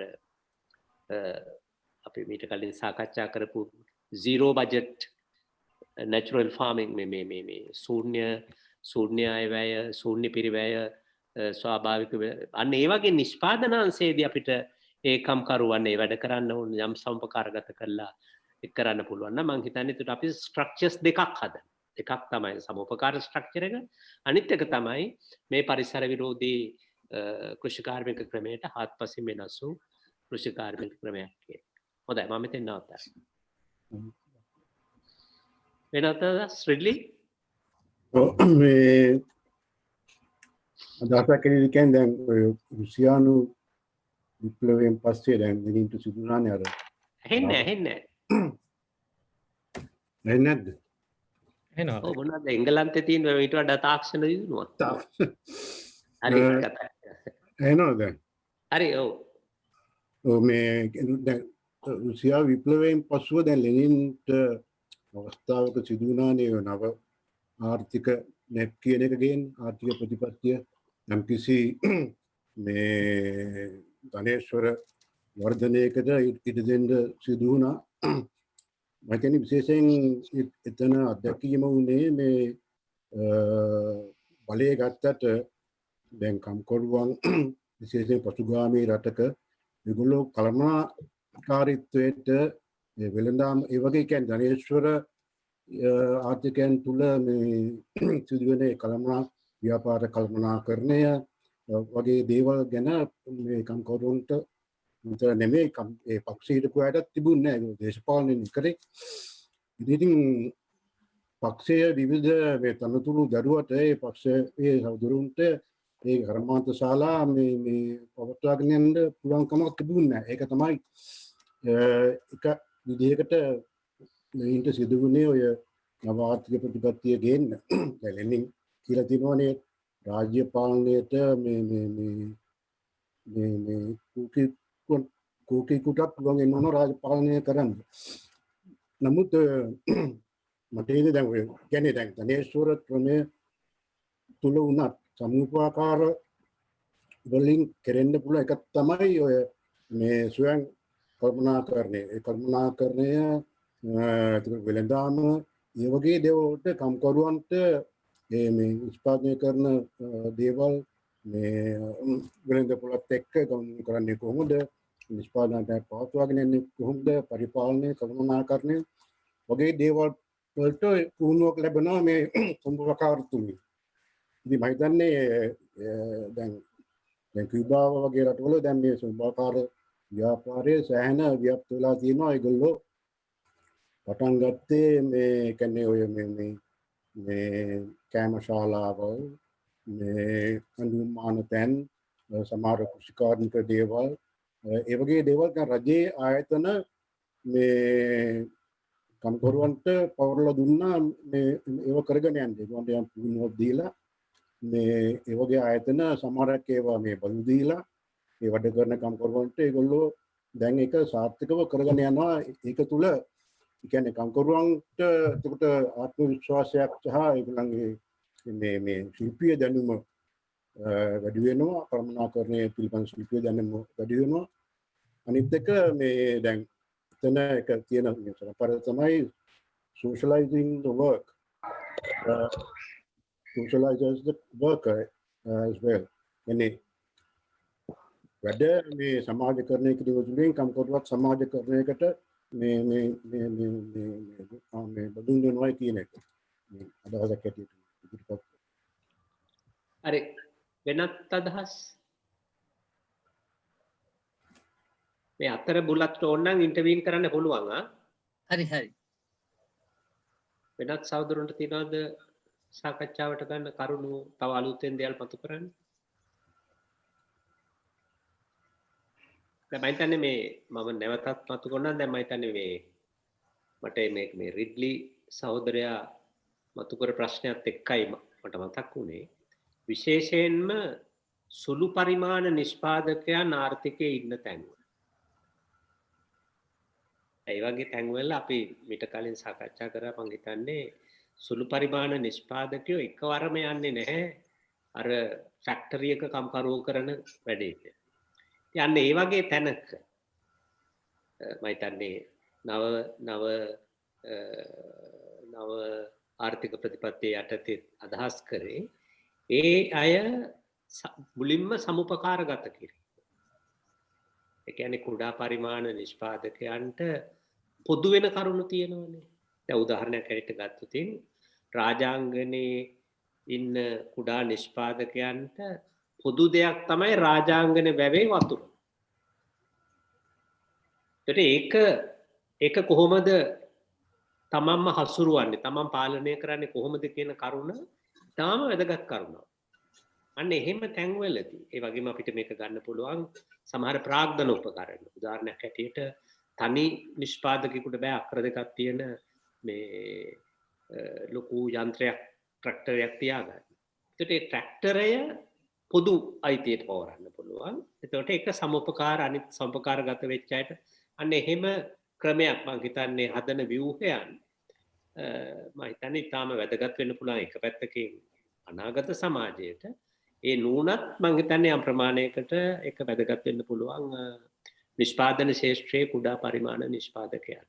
නමුත් වෙලා තියෙන්නේ ඇත්තටම පහුගිය කාලේ මාලක කියපු වගේ සමුපකාර නිෂ්පාදන ශාස්ත්‍රයෙන් සැලකිය යුතු ප්‍රමාණයකට බැහැර වෙලා තියෙනවා. ඔයාලා කිව්වට කොටගොල්ල තේ සමාගම එහෙම ඇති. නමුත් ඉස්සර තිබුණ විශාල නිෂ්පාදන මේ සමූපකාර.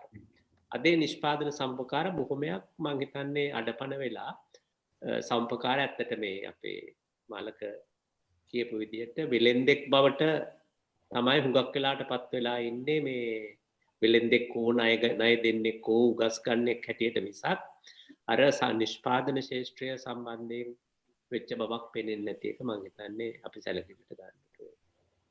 මම ඒකට අර කරපු අදහසට මේ දැන් අපි ජපානයේ ඉස්සෙල්ලා කතා කරපු නිසා JA කියන ජපනීස් ඇග්‍රිකල්චර් තමයි ඒගොල්ලන්ගේ ප්‍රධාන මේ සමුපකාර ව්‍යාපාරය. ඒ කියන්නේ සමස්ත ජපානයේම තියෙන්නේ JA කියන එක. ඒ කියන්නේ පළාතින් පළාතට වෙනස් වෙනවා. දැන් ඒකෙදි ඔය මේ ප්‍රොෆෙසර් සුමසිරිලියනගේ දැන් කියපු ආකාරයට දැන් අපි එක මැෂින් එකක් ගත්තොත් මේ සමුපකාරය සතුව තමයි මැෂින් එක තියෙන්නේ. එතකොට එයා අර ඒ අදාළ ප්‍රදේශයේ ඒක යොදවා ගැනීම තමයි කරන්නේ. එතකොට ඒ නිසා අර පෞද්ගලික අයිතියක් නෙමෙයි තියෙන්නේ. ඒ වගේ යන්ත්‍ර සූත්‍ර තියෙනවා වෙනමම කොටසක්. ඒ සමුපකාරයෙන් තමයි ඔක්කොම ලැබෙන්නේ. කියන්නේ සමුපකාරයෙන් සම්පූර්ණම යන්ත්‍ර සූත්‍ර ලැබෙනවා. ඊට පස්සේ කෘෂිකාර්මයට අවශ්‍ය කරන අනිකුත් යෙදවුම් ලැබෙනවා. හැබැයි සමුපකාරයේ සමස්ත භාණ්ඩ ප්‍රමාණයම සමුපකාරට ලබා දෙන්න ඕනි. ඒක හරහා තමයි නැවතත් සුද්ධ පවිත්‍රීම් කරලා වෙළඳපොළට ඉදිරිපත් කරන්නේ. අර ඒකේ තියෙන අර කුඩා මට්ටමේ ඉන්න නිෂ්පාදකයන්ට අර කලෙක්ටිව් මේ බාගෙන් පව එකක් එනවා. ඒ සමුපකාරය තුලින් ඒ කියන්නේ ඉහළ මට්ටමේ ගුණාත්මක භාණ්ඩයක් වෙළඳපොළටත් ඉදිරිපත් කරනවා. ඉතින් මේ කාරණා දෙකම සිද්ධ වෙනවා ඒකෙදී. එතකොට අර නිෂ්පාදකයාට අඩු පිරිවැයකින් මේ තමගේ නිෂ්පාදන කටයුතු කරන්න පුළුවන්. මේ ඔයගොල්ලෝ දන්නවා මේ ජපානය වගේ රටක කෘෂිකාර්මික ශ්‍රමිකයන් සංඛ්‍යාව සමස්ත වර්ක් ෆෝස් එකෙන් ඉන්නේ 3% වගේ ප්‍රමාණයක්. ඒ 3%න් අතිවිශාල නිමවුම් ප්‍රමාණයක් ඇති කරනවා මේ සමුපකාර ක්‍රමය හරහා. ඒ වගේම ඒක බෙදා හරිනවා නිසි ආකාරයට. කියන්නේ නිසි ආකාරයට බෙදා හරිනවා ගුණාත්මක බවකින් යුක්තව. ඒගොල්ලෝ හරියට සෝට් කරනවා ඒවා. මෙන්න මේ හින්දා මේ අර අනවශ්‍ය ආකාරයට ගොවියන්ට විශාල පිරිවැයක් දරන්න වෙන්නේ තමන්ගේ කෘෂිකාර්ම කටයුතු සඳහා යොදා ගන්නා ආම්පන්න වලට. අනිත් පැත්තෙන් මම නැවතත් අපිට දැන් මගේ අදහස මම හැම වෙලෙම හිතන්නේ කියන්නේ සමුපකාර ව්‍යාපාරය තුලින් සමාජ වෙනසක් ඇති කරනවා කියන අදහස මම ඉගෙනගෙන නැහැ. ඒ පිළිබඳව මම විශාල අධ්‍යයනයක් කරලා නැහැ. ඒ නිසා මම සෑම විටම හිතන්නේ හැබැයි සමුපකාර ව්‍යාපාරයට පුළුවන් කුඩා පරිමාණ නිෂ්පාදකයාට කියන්නේ අපි මේ දරිද්‍රතාවය හරි ඒ වගේ මට්ටමකින් පෙළෙන ජන කොටසට යම් ආකාරයකට අර ජපනීස් ඇග්‍රිකල්චර් එකේ වගේ ජීවන මට්ටම ඉහළ නංවන්න යම් දායකත්වයක් සපයන්න. එතකොට ඉතිහාසය ගැන කියනකොට 1960 70 80 ගණන් වෙල වෙනකම්ම මේ යම් ප්‍රමාණයකට මේක සිද්ධ වෙලා තියෙනවා. ඊට පස්සේ තමයි මේක සම්පූර්ණ මේ වෙළඳ ව්‍යාපාරයක් බවට පත් වෙලා. මොකද මං හිතන්නේ සර්ට මතක ඇති මගේ මේ අපි 1994 දී මං මේ මගේ අවසාන 4 වෙනි වසරේ මං කරපු නිබන්ධනය මං කරෙත් මේ කැපිටල් ෆෝමේෂන් පිළිබඳව. ඒකෙදිත් මං සමුපකාරයේ මේ ණය ඒ කියන්නේ මේ බැංකු ගැන අධ්‍යයනයක් කරා. මේකෙදිත් මං හඳුනාගත්ත දේ තමයි ඒ කාලෙත් හඳුනාගත්ත දෙයක් තමයි බැංකුව තුලින් සමුපකාර බැංකුව තුලින් කරන්නේ ගමේ මුදල් ටික එළියට ගන්න එක කරන්නේ. කියන්නේ ගමේ තියෙන මුදල් ටික එකතු කරලා එළියට ගන්න එක තමයි කරන්නේ. ඉතින් මේ තුලින් තව ගම තව දුරටත් දුප්පත් වෙන එක තමයි සිද්ධ වෙන්නේ. කියන්නේ එයා කෘෂිකාර්මික නිෂ්පාදන ක්‍රියාවලියට දායක වෙන්නෙත් නැහැ. එයාට කෘෂිකාර්මික ඒ ක්‍රියාවලිය සම්බන්ධිත නිෂ්පාදකයාට උපකාර කරන්නෙත් නැහැ.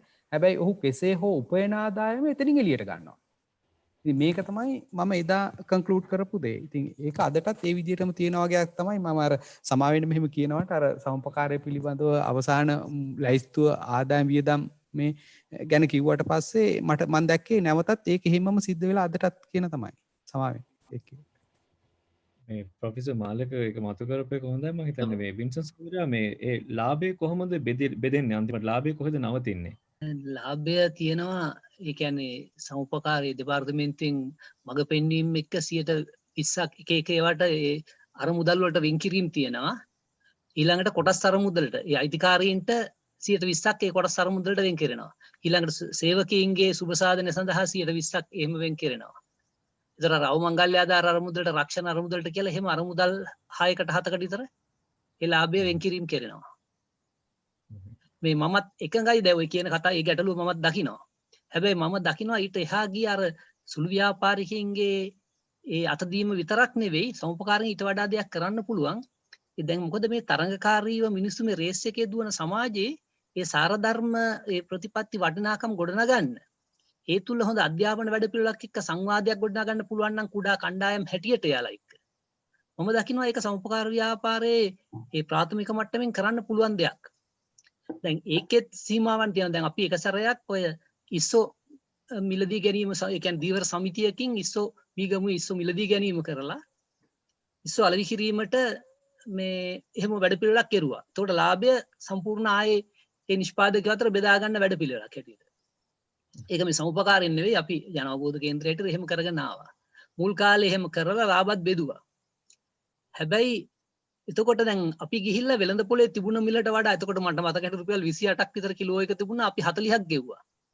ඊට පස්සේ අනිත් මේ වෙළඳ ටිකත් මේ ඒ ගානට වැඩි කරලා පොඩ්ඩක් තව වැඩි කරුවා සමහර විට. එතකොට මේ තරඟයට අපිට මුණ දෙන්න අපහසු වුණා එක පැත්තකින්.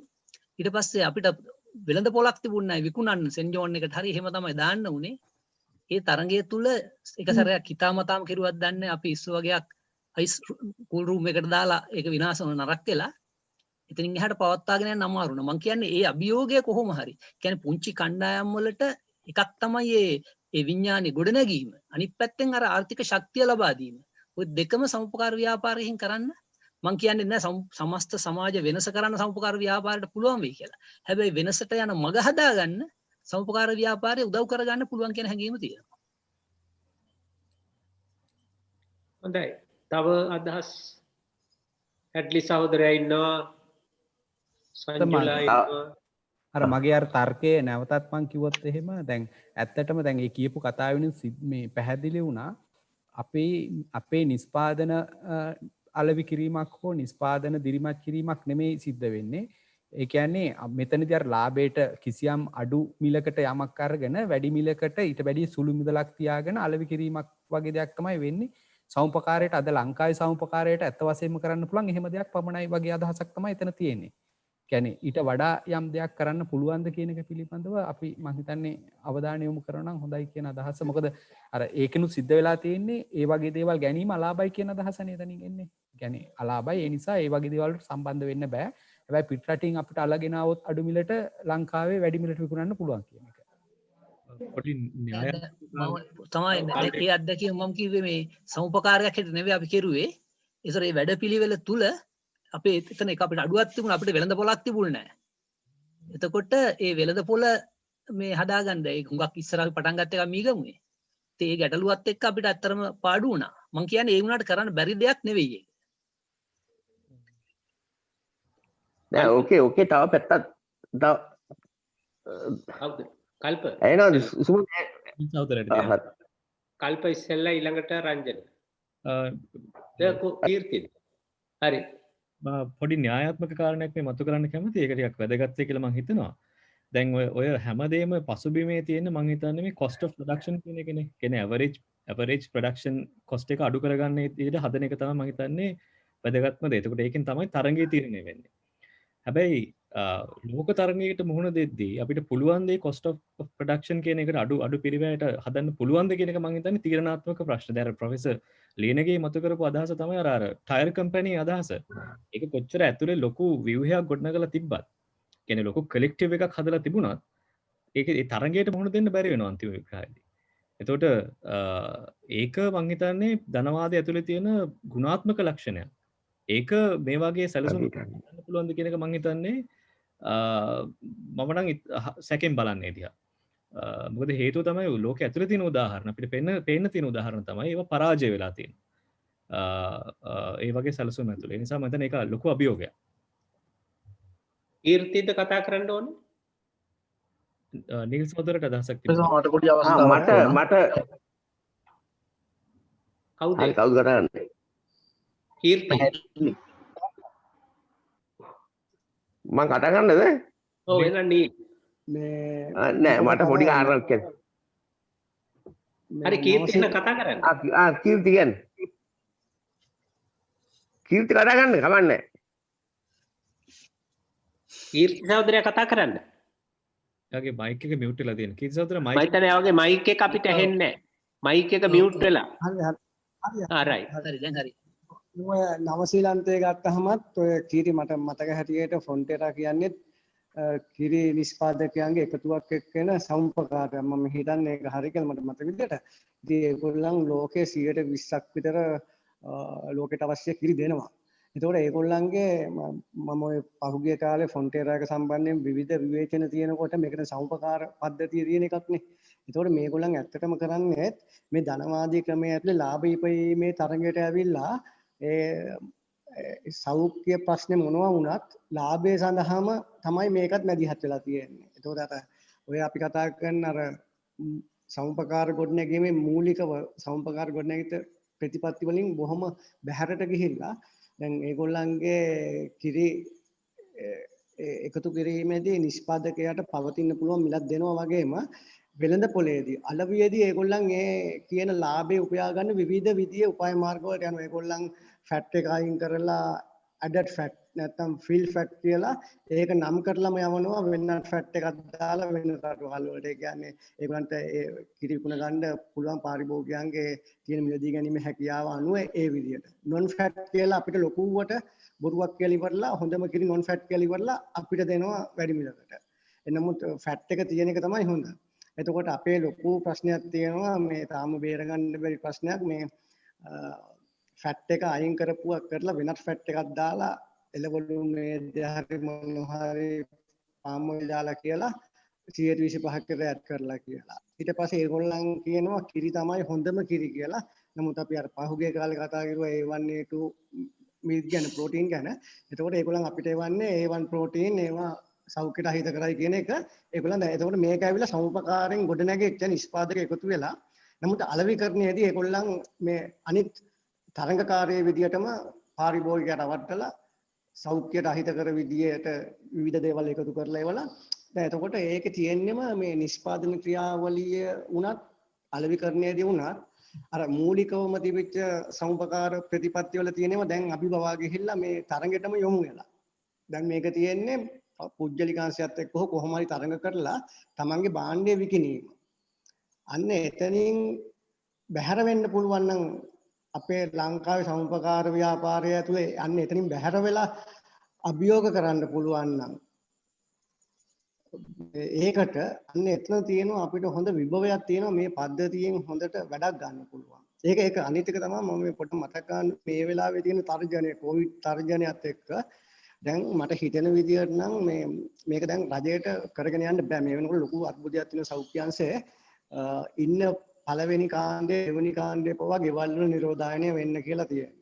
තවත් අර්බුදයක් තියෙනවා දැන් පොසිටිව් වෙන ඒවා ගිහිල්ලා තියන්න තරම් නෑ වගේ මට හිතෙනවා මේ ඊයේ පෙරේද වෙච්ච දේවල් වලින්.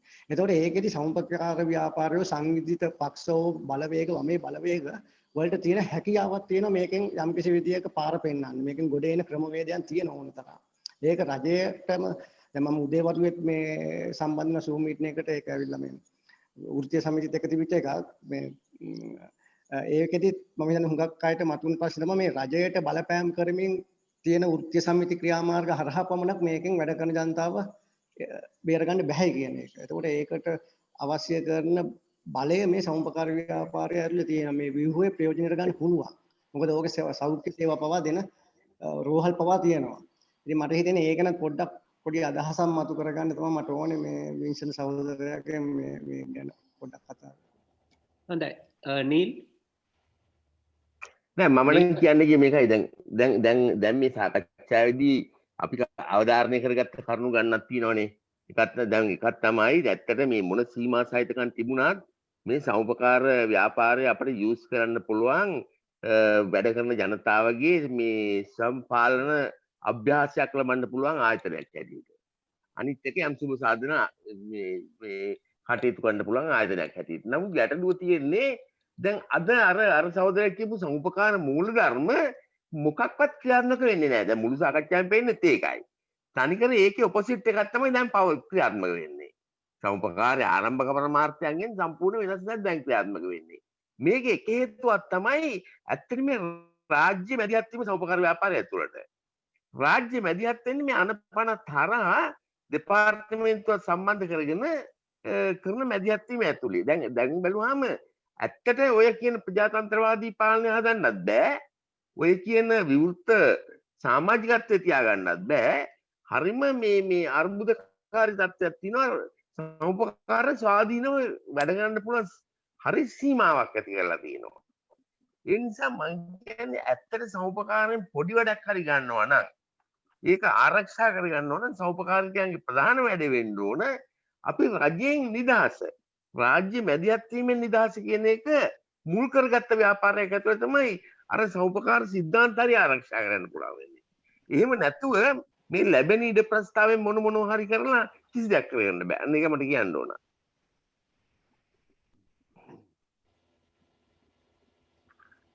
මට අදහසක් එකතු කරන්න දෙනවද? ඇහෙනවද මාව?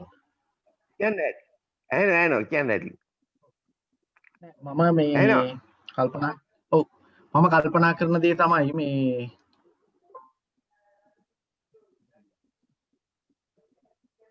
ඇඩ්ලි සහෝදරයා කතා කරන්න.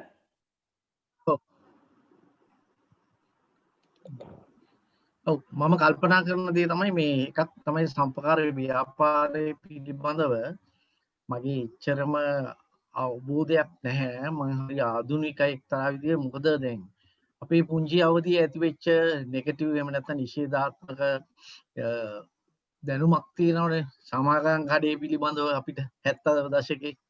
එතකොට ඒවත් එක්ක තිබුණේ බොහොම නිෂේධාත්මක ආකල්ප ටිකක් මට ඒ පිළිබඳව තිබුණේ.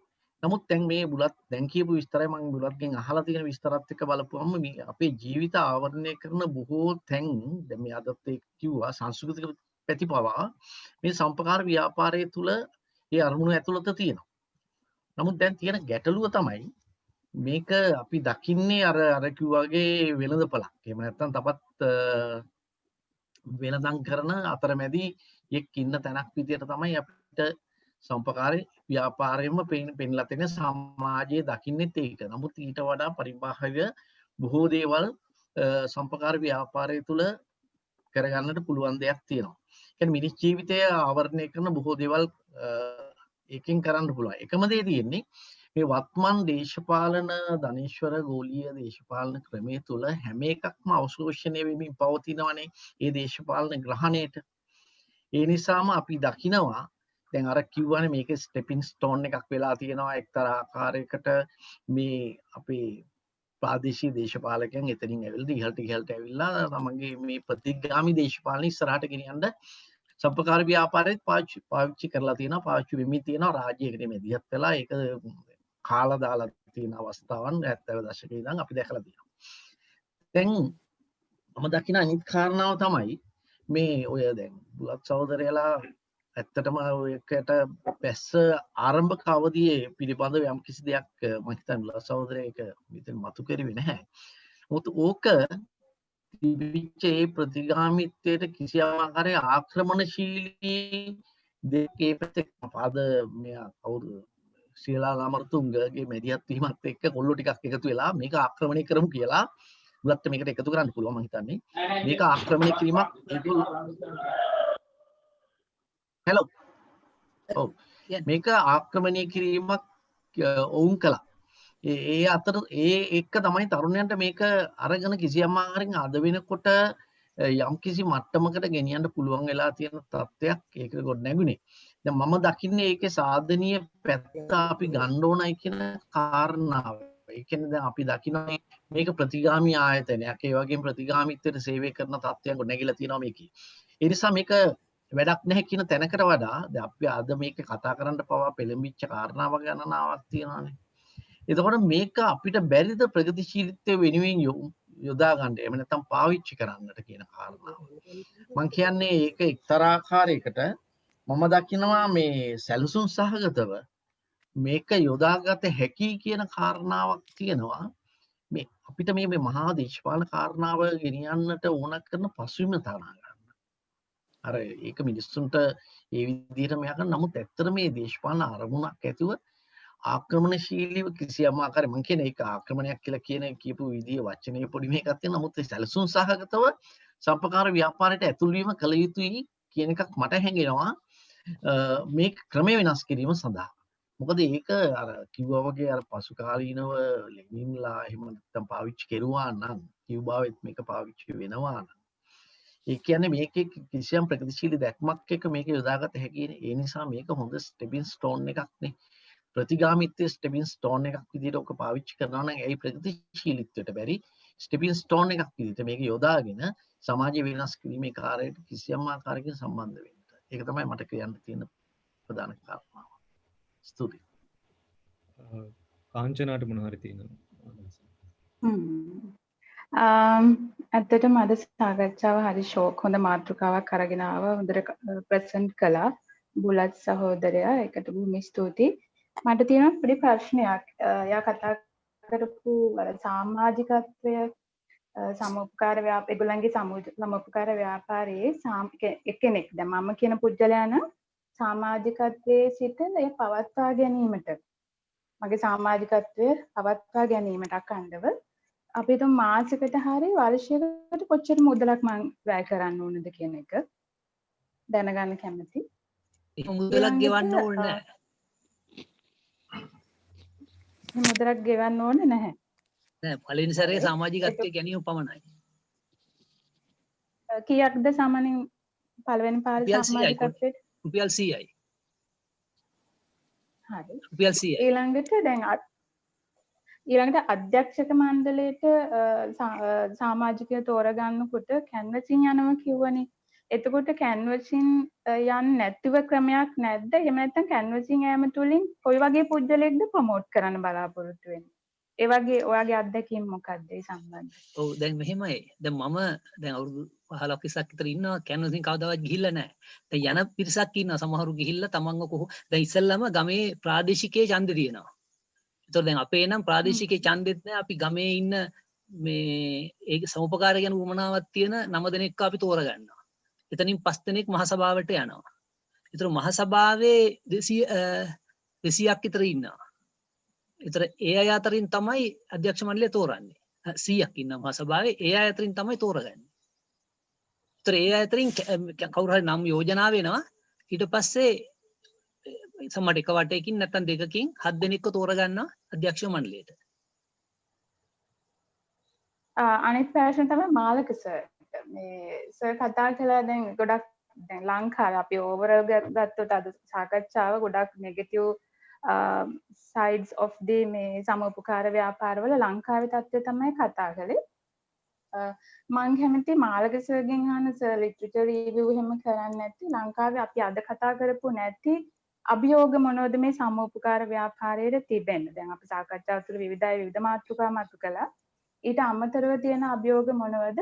ඇයි අපිට මේ ව්‍යාපාරය පිළිබඳව ලාංකික ඉන්ඩිවිජුවලිස්ටික් අප්‍රෝච් එකකට යන්නේ නැතුව මේ සවුත් ඒසියන් එහෙම නැත්නම් අපිට කලාපීය විදියට අපිට මේ ජාත්‍යන්තරකරණයකට කලාපීයකරණයකට වගේ ගිහිල්ලා සම්බන්ධතාවය පුළුල් කර ගැනීමකට යන්න බැරිද කියන සාකච්ඡාව දැන් මොකද අනිත් රටවල් වල තියෙන විවිධ සාර්ථකත්වයන් ඔය අපි කතා කරපු නිෂ්පාදනයෙන් බැහැරව යන සංකල්පය අපිට තිබ්බට වෙනත් රටවල් වලට ඊට වෙනස් අත්දැකීම් තියෙනවා. ඊළඟට සුමන සර්ගෙන් අහන්න කැමතියි මේ අපේ අර ග්‍රාමීණ බැංකු ව්‍යාපාරයේ බංග්ලාදේශ වල හැම සාර්ථක වෙලා තියෙන ඒ කොහොමද මේකට සම්බන්ධ කරගත්ත හැක්කේ? මොකද මම ගොඩක් දන්නේ නැහැ ග්‍රාමීණ බැංකු ව්‍යාපාරය පිළිබඳව. හැබැයි ඒ සාර්ථකත්වයන් තියෙන ගොඩක් දුප්පතුන් සඳහා. ඒක තමයි මගේ ප්‍රශ්න ටික. Thank you.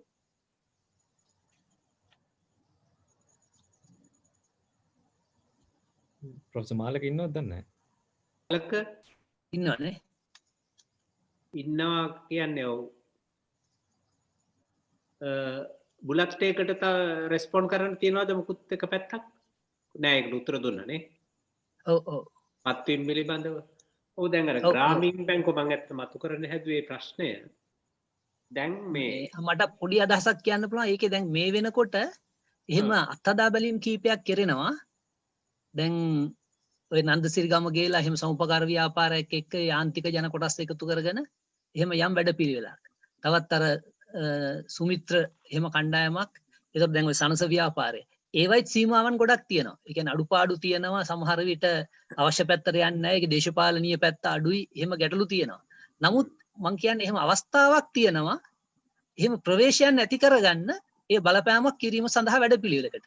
ඒතර ඒ කරන අය අතරේ තමයි තියෙන්නේ ඊළඟට ඒක කොයි පැත්තටද කොහොමද ගෙනියන්නේ. මාලකගෙනුත් ප්‍රශ්නයක් ඇහුවා කාංචන. හිටියද උතන? මාලකටත් ප්‍රශ්නයක් යොමු කර කාංචනාගේ එකේ දේවා හිටියේ නැතුව ඇති මේ වෙලාවේ. ප්‍රොෆෙසර් මාලක මයික් එක මියුට් වෙලා තියෙන්නේ. වාගේ මයික් එක මියුට් වෙලා නැත්තේ. මේක නැවත කිව්වොත් එහෙම මට උත්තර මට ඇහුන්නේ නැහැ. ඒක ඇහුනේ මට වෙන ප්‍රශ්නයක් ආවා. මම සර්ගෙන් ඇහුවේ දැන් සර් ආචාර්ය උපාධිය සඳහාත් ફોකස් කළා කිව්වේ මේ සමූපකාර ව්‍යාපාරය පිළිබඳව ලංකාවේ විශේෂයෙන්ම කුරුණෑගල ප්‍රදේශය අරගෙන මං අහන්නේ දැන් අපි අද කතා කරන්නේ ලංකාවේ සමුපකාර ව්‍යාපාරය තුළ තියෙන ගැටලු එක එක මාතෘකා දැන් මේ කතා කරද්දී විවිධ අයගෙන් විවිධ අදහස් ආවා. ඒ අරුණකොට අපිට දැන් ඔය අපේ ලංකාවේ ඔය නිෂ්පාදනයෙන් බැහැර ක්‍රමය කියන දේ තමයි ප්‍රමුඛවම විවේචනයට හේතුව. සහ දැන් සර් ලිටරේචර් රිවිව් එකක් කරන්න නැතිනේ කලාපය තුල එහෙම නැත්නම් සවුත් ඒෂියන් කියන කන්ටෙක්ස්ට් එක තුල එහෙම නැත්නම් එතනින් එහාට ගිහිලා අනිකුත් රටවල් වල ක්‍රමත් එක්ක බලද්දී අපි අද කතාවට මේ ගෙනාවේ නැති අභියෝග මොනවද මේ සමෝපකාර ව්‍යාපාරය ලංකාව තුල තියෙන ගැටලු මොනවද කියන එක මම අහන්නේ. කෙටි වේලාවකින් උත්තර දෙන්න පුළුවන් අය. හෙලෝ මිනිත්තු සර් මාව ඩිස්කනෙක්ට් වුණා ඒකයි වුනේ. මාව ඩිස්කනෙක්ට් වුණා. දැන් පැහැදිලිද? ඔව් දැන් පැහැදිලි. ඔව් උත්තර දෙන්නකෝ එහෙනම් මිනිත්තු දෙක තුනක. ඒ කියන්නේ මට සම්පූර්ණ කතාව ඇහුන්නේ නැහැ. නමුත් මගෙන් මං හිතන්නේ ඒක තමයි මගේ ප්‍රශ්නේ ඇහුවේ මම දැකපු දේවල් මොනවද කියන අදහස වෙන්න ඕනි. නෑ ඔයාගෙන් ඇහුවේ ඔව් ඔයාගේ ඒ කටයුතු කරගෙන යනකොට ඔයා ලංකාවේ ඇරුණාම මේ කලාපී දකුණු ආසියානු කලාපයේ මේව වැඩ කිරීම ගැන යම්කිසි අධ්‍යයනයක් කරාද? ඇත්තට මම ඇත්තටම ජපානයත් එක්ක සම්බන්ධ කරලා තමයි ඒක කළේ. ඒ කියන්නේ දකුණු ආසියාවේ කිව්වොත් එහෙම අපි ඉන්දියාවේ ගැන යම් ප්‍රමාණයකට සාකච්ඡා කරලා තියෙනවා. නමුත් මම ජපානයත් එක්ක තමයි සම්බන්ධ කරලා මූලිකව අපි සාකච්ඡා කරේ. ඒ නිසා දකුණු ආසියාවේ තියෙන සමස්ත එක පිළිබඳව මට අවබෝධයක් නැහැ. නමුත් ජපාන් සම්පාකාර ක්‍රමය පිළිබඳව මට අවබෝධයක් තියෙනවා. ඔව් දැන් ඔය මේ මගෙන් අහපු ප්‍රශ්නේ ග්‍රාමීන් කියන සංකල්පය ඇත්තටම සමුපකාර සංකල්පයක්ම නෙමෙයි. නෑ ග්‍රාමීන් කියන්නේ සමුපකාර සංකල්පයක් නෙමෙයි. ඔව් දැන් තියෙනවා තවත් අලුත් කුලකයක් බිහි වෙලා social entrepreneurship කියලා. මේ සමාජ ව්‍යවසායයන් කියලා. අලුත් කණ්ඩායමක් අලුත් ගෲපයක් බිහි වෙලා තියෙනවා. ඒ කියන්නේ උදාහරණයක් ඇටියට එලා ගන්නේ යම්කිසි ආයතනයක් සමාජ යහපත සඳහා ලාභත් උපයන්න පුළුවන්. දැන් උදාහරණයක් ඇටියට ලංකාවේ ගිරන්නවා නම් ගන්න සර්වෝදය. බංග්ලාදේශයේ ග්‍රාමීන් එක බ්‍රැක් එක. එතකොට ලංකාවේ සනස. මෙන්න මේවා තමයි ඔය සමාජ ව්‍යවසායන් ලෙස සලකන්නේ. එතකොට මම හිතන්නේ ඒක වෙනම සමුපකාරවල පිටස්තරව තියෙන යම් නෑකමක් තියෙනවා. නමුත් ඒ ආයතන මගින් කරනු ලබන්නේ ඒවා ඇත්තටම කොම්පැනි. දැන් උදාහරණයක් හැටියට අපිට ට්‍රෙන්ඩ් එක බැලුවොත් ලංකාවේ සමුපකාර ව්‍යාපාරයේ එක කොටසක් මෙන්න මේ පැත්තට ගමන් ගන්නවා. දැන් උදාහරණයක් ගත්තොත් සනස සංවිධානයේට තියෙනවා සමුපකාර නොවන සමාගම්. ඒවා කියන්නේ ඔය සමාජ ව්‍යවසායන් කියන. දැන් උදාහරණයකට ගත්තොත් ඒ වගේම සර්වෝදය කියන එක සර්වෝදය සමුපකාරයක් නෙමෙයි. සර්වෝදය එලා කියන්නේ සමාජ ව්‍යවසාය. එතකොට මේ මෑත කාලීනව විශේෂයෙන්ම රාජ්‍ය ව්‍යවසායයන් කඩා වැටීමත් පෞද්ගලික ව්‍යවසායන් වල තියෙන ලාභය පේමටම මත් එක මේ අතරමැදි තත්වයක තවත් එකක් බිහි වෙලා තියෙනවා. ඒ කියන සමාජ ව්‍යවසායන් කියලා. මම හිතන අපිට පුළුවන් දවසක ඕන නම් ඒ පිළිබඳවත් යම් සාකච්ඡාවක් කරන්න අපිට දීර්ඝ වශයෙන් කතා කරන්න. ඒකේදී අර සර් කියපු මේ ලංකාවේ සමුපකාර තුල ඔය කියන එක ඇතුල් වෙලා තියෙන කොටසක් විතර. දැන් ග්‍රාමීය ඔය බැංකු ඊට පස්සේ පෙට්‍රල් ෂෙඩ් ඊට පස්සේ මේ අධ්‍යාපන ආයතන ඊට පස්සේ අපි ගත්තොත් හොටෙල් මේ ඒ වගේ ආයතන ගණනාවක් පවත්වාගෙන යනවා මේ සමුපකාර මූලික සංකල්පයෙන් බැහැර ආකාරයට. ඔය කියන ආකාරයට. සමුපකාර පනතයට නැතුව කොම්පැනි විදියට. දැන් මම බුලත් කියපු බුලත්ගේ සම්පකාර සංගමයට අයිති පෙට්‍රල් ෂෙඩ් එකක් තියෙන එක නෙමෙයි කතා කරන්නේ. මේ එහෙම නැතුව සමාගම් ලෙස ලියාපදිංචි වූ. ඒ කියන්නේ සමුපකාර රක්ෂණය කියන්නේ සමුපකාර රක්ෂණයත් එහෙම එකක් තමයි. ඔව්. ඒක තමයි. ඒ වගේ වෙලා තියෙනවා. දැන් සනස රක්ෂණයක් තියෙනවා. ඒ වගේම සර්වෝදයේ තියෙනවා නොයෙකුත් වෙනම සමාගම්. ඒවා ඔක්කොම අර අලුත් කුලකයේ යටතට ගැනෙන ඒවා මූලික වශයෙන් කොම්පැනි හැටියට කටයුතු කරන්න. හැබැයි ප්‍රකාශනයේ ලියවෙනවා යම් ප්‍රමාණයකට ඒවා සමාජ සමාජ ධනය වැඩි කිරීම සඳහා ක්‍රියාත්මක වෙනවා කියලා. හැබැයි ඒවා මූලික වශයෙන් අර දැන් ඒවා ගත්තාම පේනවා ඒවා පවුලේ අයට හැටියට තමයි ඒවයි තනතුරු යන්නේ. ඒ ඔක්කොම අපිට දකින්න පුළුවන් අර සමාගම් වල තියෙන අංග ලක්ෂණ.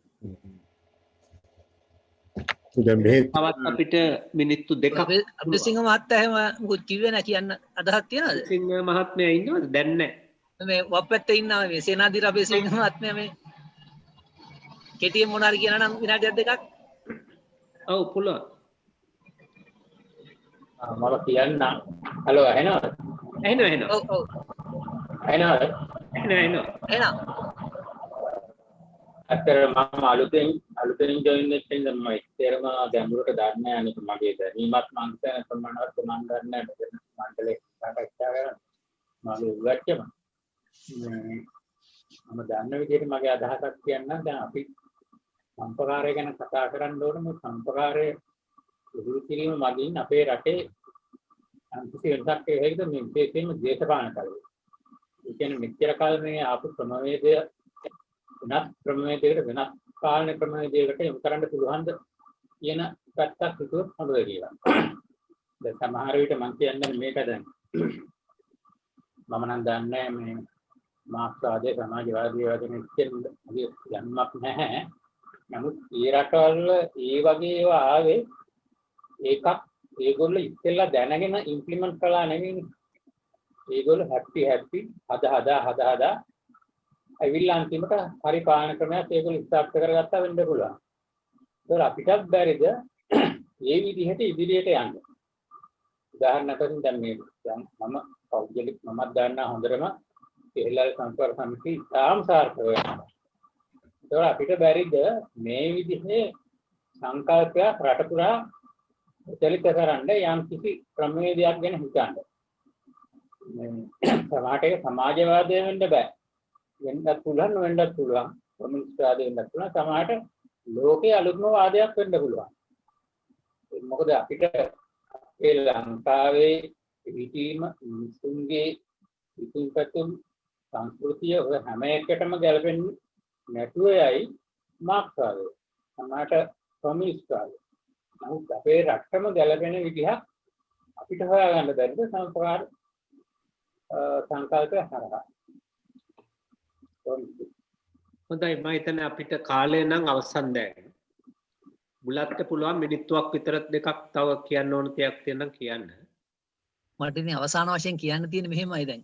හුඟක් වෙලාවට හොඳ මිනිස්සු සමුපකාරයෙන් ඈත් වෙලා ඉන්නවා මේක දේශපාලනේ පක්ෂ විසින් අල්ලගෙන තියෙනවායි කියලා.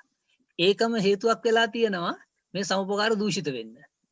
ඒක නිසා මම හිතනවා මේ ගමේ එකක් තමයි අපි හැම කෙනාම මේ ගම එක්ක අපේ සම්බන්ධතාවයේ තියෙනවනේ ගමේ ඉන්න සමුපකාරයේ ඉඳලා අපිට පුළුවන් නම් තව ටික හරි ඉහළට යන්න අන්ට එහෙම තෝරන මිනිස්සු ටික හොඳ මිනිස්සු තෝරගන්න සමුපකාර හැඟීමක් තියෙන මේ යම් බලපෑමක් මම කියන්නේ සම්පූර්ණ සමාජ වෙනසක් ඒ තුලින් කරන්න පුළුවන් වෙයි කියලා. යම් බලපෑමක් ඊළඟට අපි ඉන්න විවිධ ක්ෂේත්‍රවල ඒකට අදාළ නිෂ්පාදන ඒ සේවා සියලුම අංශවල වෙන වෙනම කුංචි සමුපකාර කණ්ඩායම් ගොඩනගා ගැනීම.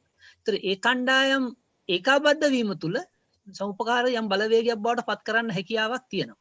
ඒක නිසා මම විශ්වාස කරනවා මොකද සමුපකාරයේ තියෙන ඒ ප්‍රතිපත්ති සාරධර්ම වගේ දේවල් සමාජගත කරන්න දැන් අද තියෙන සමුපකාරයෙන් එක කෙරෙන්නේ නැහැ. ඉතින් ඒක නිසා මොකද අධ්‍යාපන කමිටු තියෙනවා ඒවෙන් වැඩක් කෙරෙන්නේ නැහැ සමුපකාර වල. ඉතින් ඒක නිසා ඒ කොටස කරගන්න පුළුවන් නම් මම හිතන්නේ සමාජ වෙනසක් ගැන යම් ආලෝකයක් ලබා ගන්න පුළුවන් වෙයි කියලා. ඉතින් මේ සන්තෝෂයි කට්ටිය එක සාකච්ඡා කරන්න ලැබුණේ ගැන ස්තුතියි. ඔව් මම හිතන්නේ අපිට යෝජනා කරන්න පුළුවන් වාගේ සමුපකාර සමිතියේ දැනට මූලික වශයෙන් තියෙන්නේ සේවා සැපයි. මට තේරුම් ගිය විදිහට. අත්හදා බලන්න බැරිද නිෂ්පාදන ශාස්ත්‍රයට ගිහිල්ලා කිසියම් සමුපකාර ගොවිපලක් හදලා එහෙම මොකක් හරි ක්‍රමයක් ඔය සාර්ථක අත්දැකීම් ලැබලා තියෙනවනේ. ඔය අත්දැකීම් එහාට ගෙනහිල්ලා නිෂ්පාදන ශාස්ත්‍රයට යම්කිසි විදියකින් අවතීර්ණ වෙලා යමක් කරන්න පුළුවන්ද කියන අත්හදා බැලීම කරලා බලන්නේ කියලා අපිට ඉල්ලන්න පුළුවන් බුලත් සහෝදරයා. ඔව් පුඩිය දාසක් මම මේ කියන්නේ දැන් ලංකාවේ මිනිත්තුවක් දෙන්න පුළුවන්. 1 minute. right. දැන් ලංකාවේ තියෙන මේ රාජ්‍ය ආයතන මේ බොහොම පාඩු පිට මේ දුවන්නේ. එතකොට ඒවා පාඩුයි රජයට ආදායමක් නැහැ. අර එන්නේ ඔය වගේ ආයත ඒව සම්බන්ධව අනුගානේ මේ කියන්නේ මේ ව්‍යාපාරයේ තුල හතම් පාටක් ඇටිටවත් ඉදිරිපත් වෙනවද? ඒකෝනේ ඒ වැඩ කරන කම්කරුවන්ගේ සමුපකාරයකින් ඒවා පවත්වාගෙන යෑමේ පිළිබඳව යම්කිසි මේ යෝජනාවන් හරි ඒව කරනවද? එහෙම දෙයක් කරන්න පුළුවන් දැන්. රජයේ ආයතන පාවු පිට යනවා නම් එතකොට එහෙනම් අපේ වැඩකට කම්කරුවන්ට ඒක බාර දෙන සමුපකාරයක් ගොඩනගලා මේක කරගෙන යන්න කියලා. ඒක සමානව තමයි ඔය මේ ඔය මම කියපු ඔය සමාජ ව්‍යවසායක් හැටියට. මිල්කෝ කියලා සමාගමක් තියෙනවානේ. ඒ මිල්කෝ කියන සමාගම එක විදියක කොම්පැනියක්. අර සමාජ ව්‍යවසාය කම්පැනියක්. හැබැයි ඒක තියෙනවා මුල් හරියේදී මට විස්තර ඔක්කොම කරන්න බෑ. මුල් හරිය යන්නේ සමුපකාරයක් විදියට. ෆැක්ටරිය වෙනකන් යන්නේ සමුපකාරයක් විදියට. ෆැක්ටරිය තියෙනවා ෆැක්ටරියෙන් පස්සේ සමුපකාර මූලධර්මයේ ගිහිල්ලා කොම්පැනි මූලධර්මයට යනවා. ඉතින් දැන් මේක යම් ප්‍රමාණයකට පාඩු තිබුණා මං හිතන්නේ මේ කීර්තිත් දන්නවනේ දැන් නම් ඒක යම් ප්‍රමාණයක ලාභ ලබන ආයතනයක් බවට පත් වෙමින් තියෙනවා. ඔව් ඉතින් ඒක අපි මත් දැන් අපි සාමාන්‍ය පුද්ගලිකාංශයෙන් නම් අපි මතු කරනවා මේවා සමුපකාර ලෙස පාලනය කිරීමට සේවකයන් ආයුතුය කියන අදහස. හැබැයි ඒක පෘතුල ලෙස මං හිතන්නේ කිසිම ප්‍රධාන පක්ෂයක් මතු කරන්නේ නැහැ. මම දන්න ධර්මයේ. හොඳයි අපි බොහොම ස්තුතියි වින්සන් බුලත් සිංහල සහෝදරයාට මේ සාකච්ඡාවට මුලපිරීම ගැන. සාමාන්‍යයෙන් මාක්ස්වාදී සාකච්ඡාවලදී ආමන්ත්‍රණය නොකරන මාතෘකාවක් මේක. නමුත් මං හිතුවා මේ මාතෘකාව ඉතාම වැදගත්. ඒක උත්තර කොයි පැත්තට වුණත් මේක සාකච්ඡාවට ගැනීම ඉතාම වැදගත්. එක පැත්තක මේකේ තියෙන අධ්‍යාපන වටිනාකම, අනිත් එක මේකේ තියෙන අනාගත ව්‍යුහයන් සඳහා ආරම්භකත්වයක් ගැනීම වටිනාකම. ඒවා සමගම මේ වගේ ආයතන ධනේශ්වර සමාජයක ඇතුලේ ක්‍රියාත්මක වීමේදී පිරිහීම් වලට යන තියෙන ඉඩකඩත් මම හිතන්නේ අපි සාකච්ඡාවට ගැනීම මයිතන්ට වැදගත්. ඒ වගේම සාමාන්‍යයෙන් ලංකාවේ වාමාංශික ව්‍යාපාරයේ මුල ඉඳලම වගේ අදහසක් තිබුණා සමුපකාරවල වැඩ කරන්න ඕනේ කියලා. හැබැයි ඒක දැන් නම් එච්චරම නැහැ. මම හිතන්නේ මුල් කාලේ මට මතක විදිහට සමාජ ව්‍යාපාරය එහෙම කල්පනා කරා සමුපකාර ඇතුළේ වැඩ කළ යුතුය සමාජකාරයන් කියලා අදහසක් තිබුණා. හොඳයි. අවසාන වශයෙන් ස්තුතිවන්ත වෙනවා. මීළඟ මාක්ස් පාසල තියෙන්නේ නොවැම්බර් මාසේ 14 වෙනිදා. සාකච්ඡාවට ගනු ලබන මාතෘකාව ඒ සාකච්ඡාව තියෙන ඉංග්‍රීසියෙන් right of nations to self determination reflection on the Tamil national question in Sri Lanka. ඒ ගැන කතා කරන්නේ මහේන්ද්‍රන් තිරුවරංගන් හැටියට අපි සාමාන්‍යයෙන් තිරු කියලා කියන්නේ. ඔහු යාපන විශ්වවිද්‍යාලයේ ඉංග්‍රීසි අංශයේ කතිකාචාර්යවරයෙක්. ආචාර්ය මහේන්ද්‍රන් තිරුවරංගන් නොවැම්බර් මාසේ 14 වෙනිදා මේ වෙලාවටම හවස 6ට අපි රැස් වෙනවා. හොඳයි බොහොම ස්තුතියි අද සාකච්ඡාවට සහභාගී වුණු ප්‍රමාණය. මම හිතන්නේ අද අපේ වාර්තා වුණු වැඩිම අය හිටියේ මම හිතන්නේ එක වෙලාවක අද සාකච්ඡා. හොඳයි. අපි මෙතනින් නවත්තා. Thank you. බොහොම ස්තුතියි වින්සන් සහෝදරයා. බොහොම ස්තුතියි කට්ටියට. හැමෝටම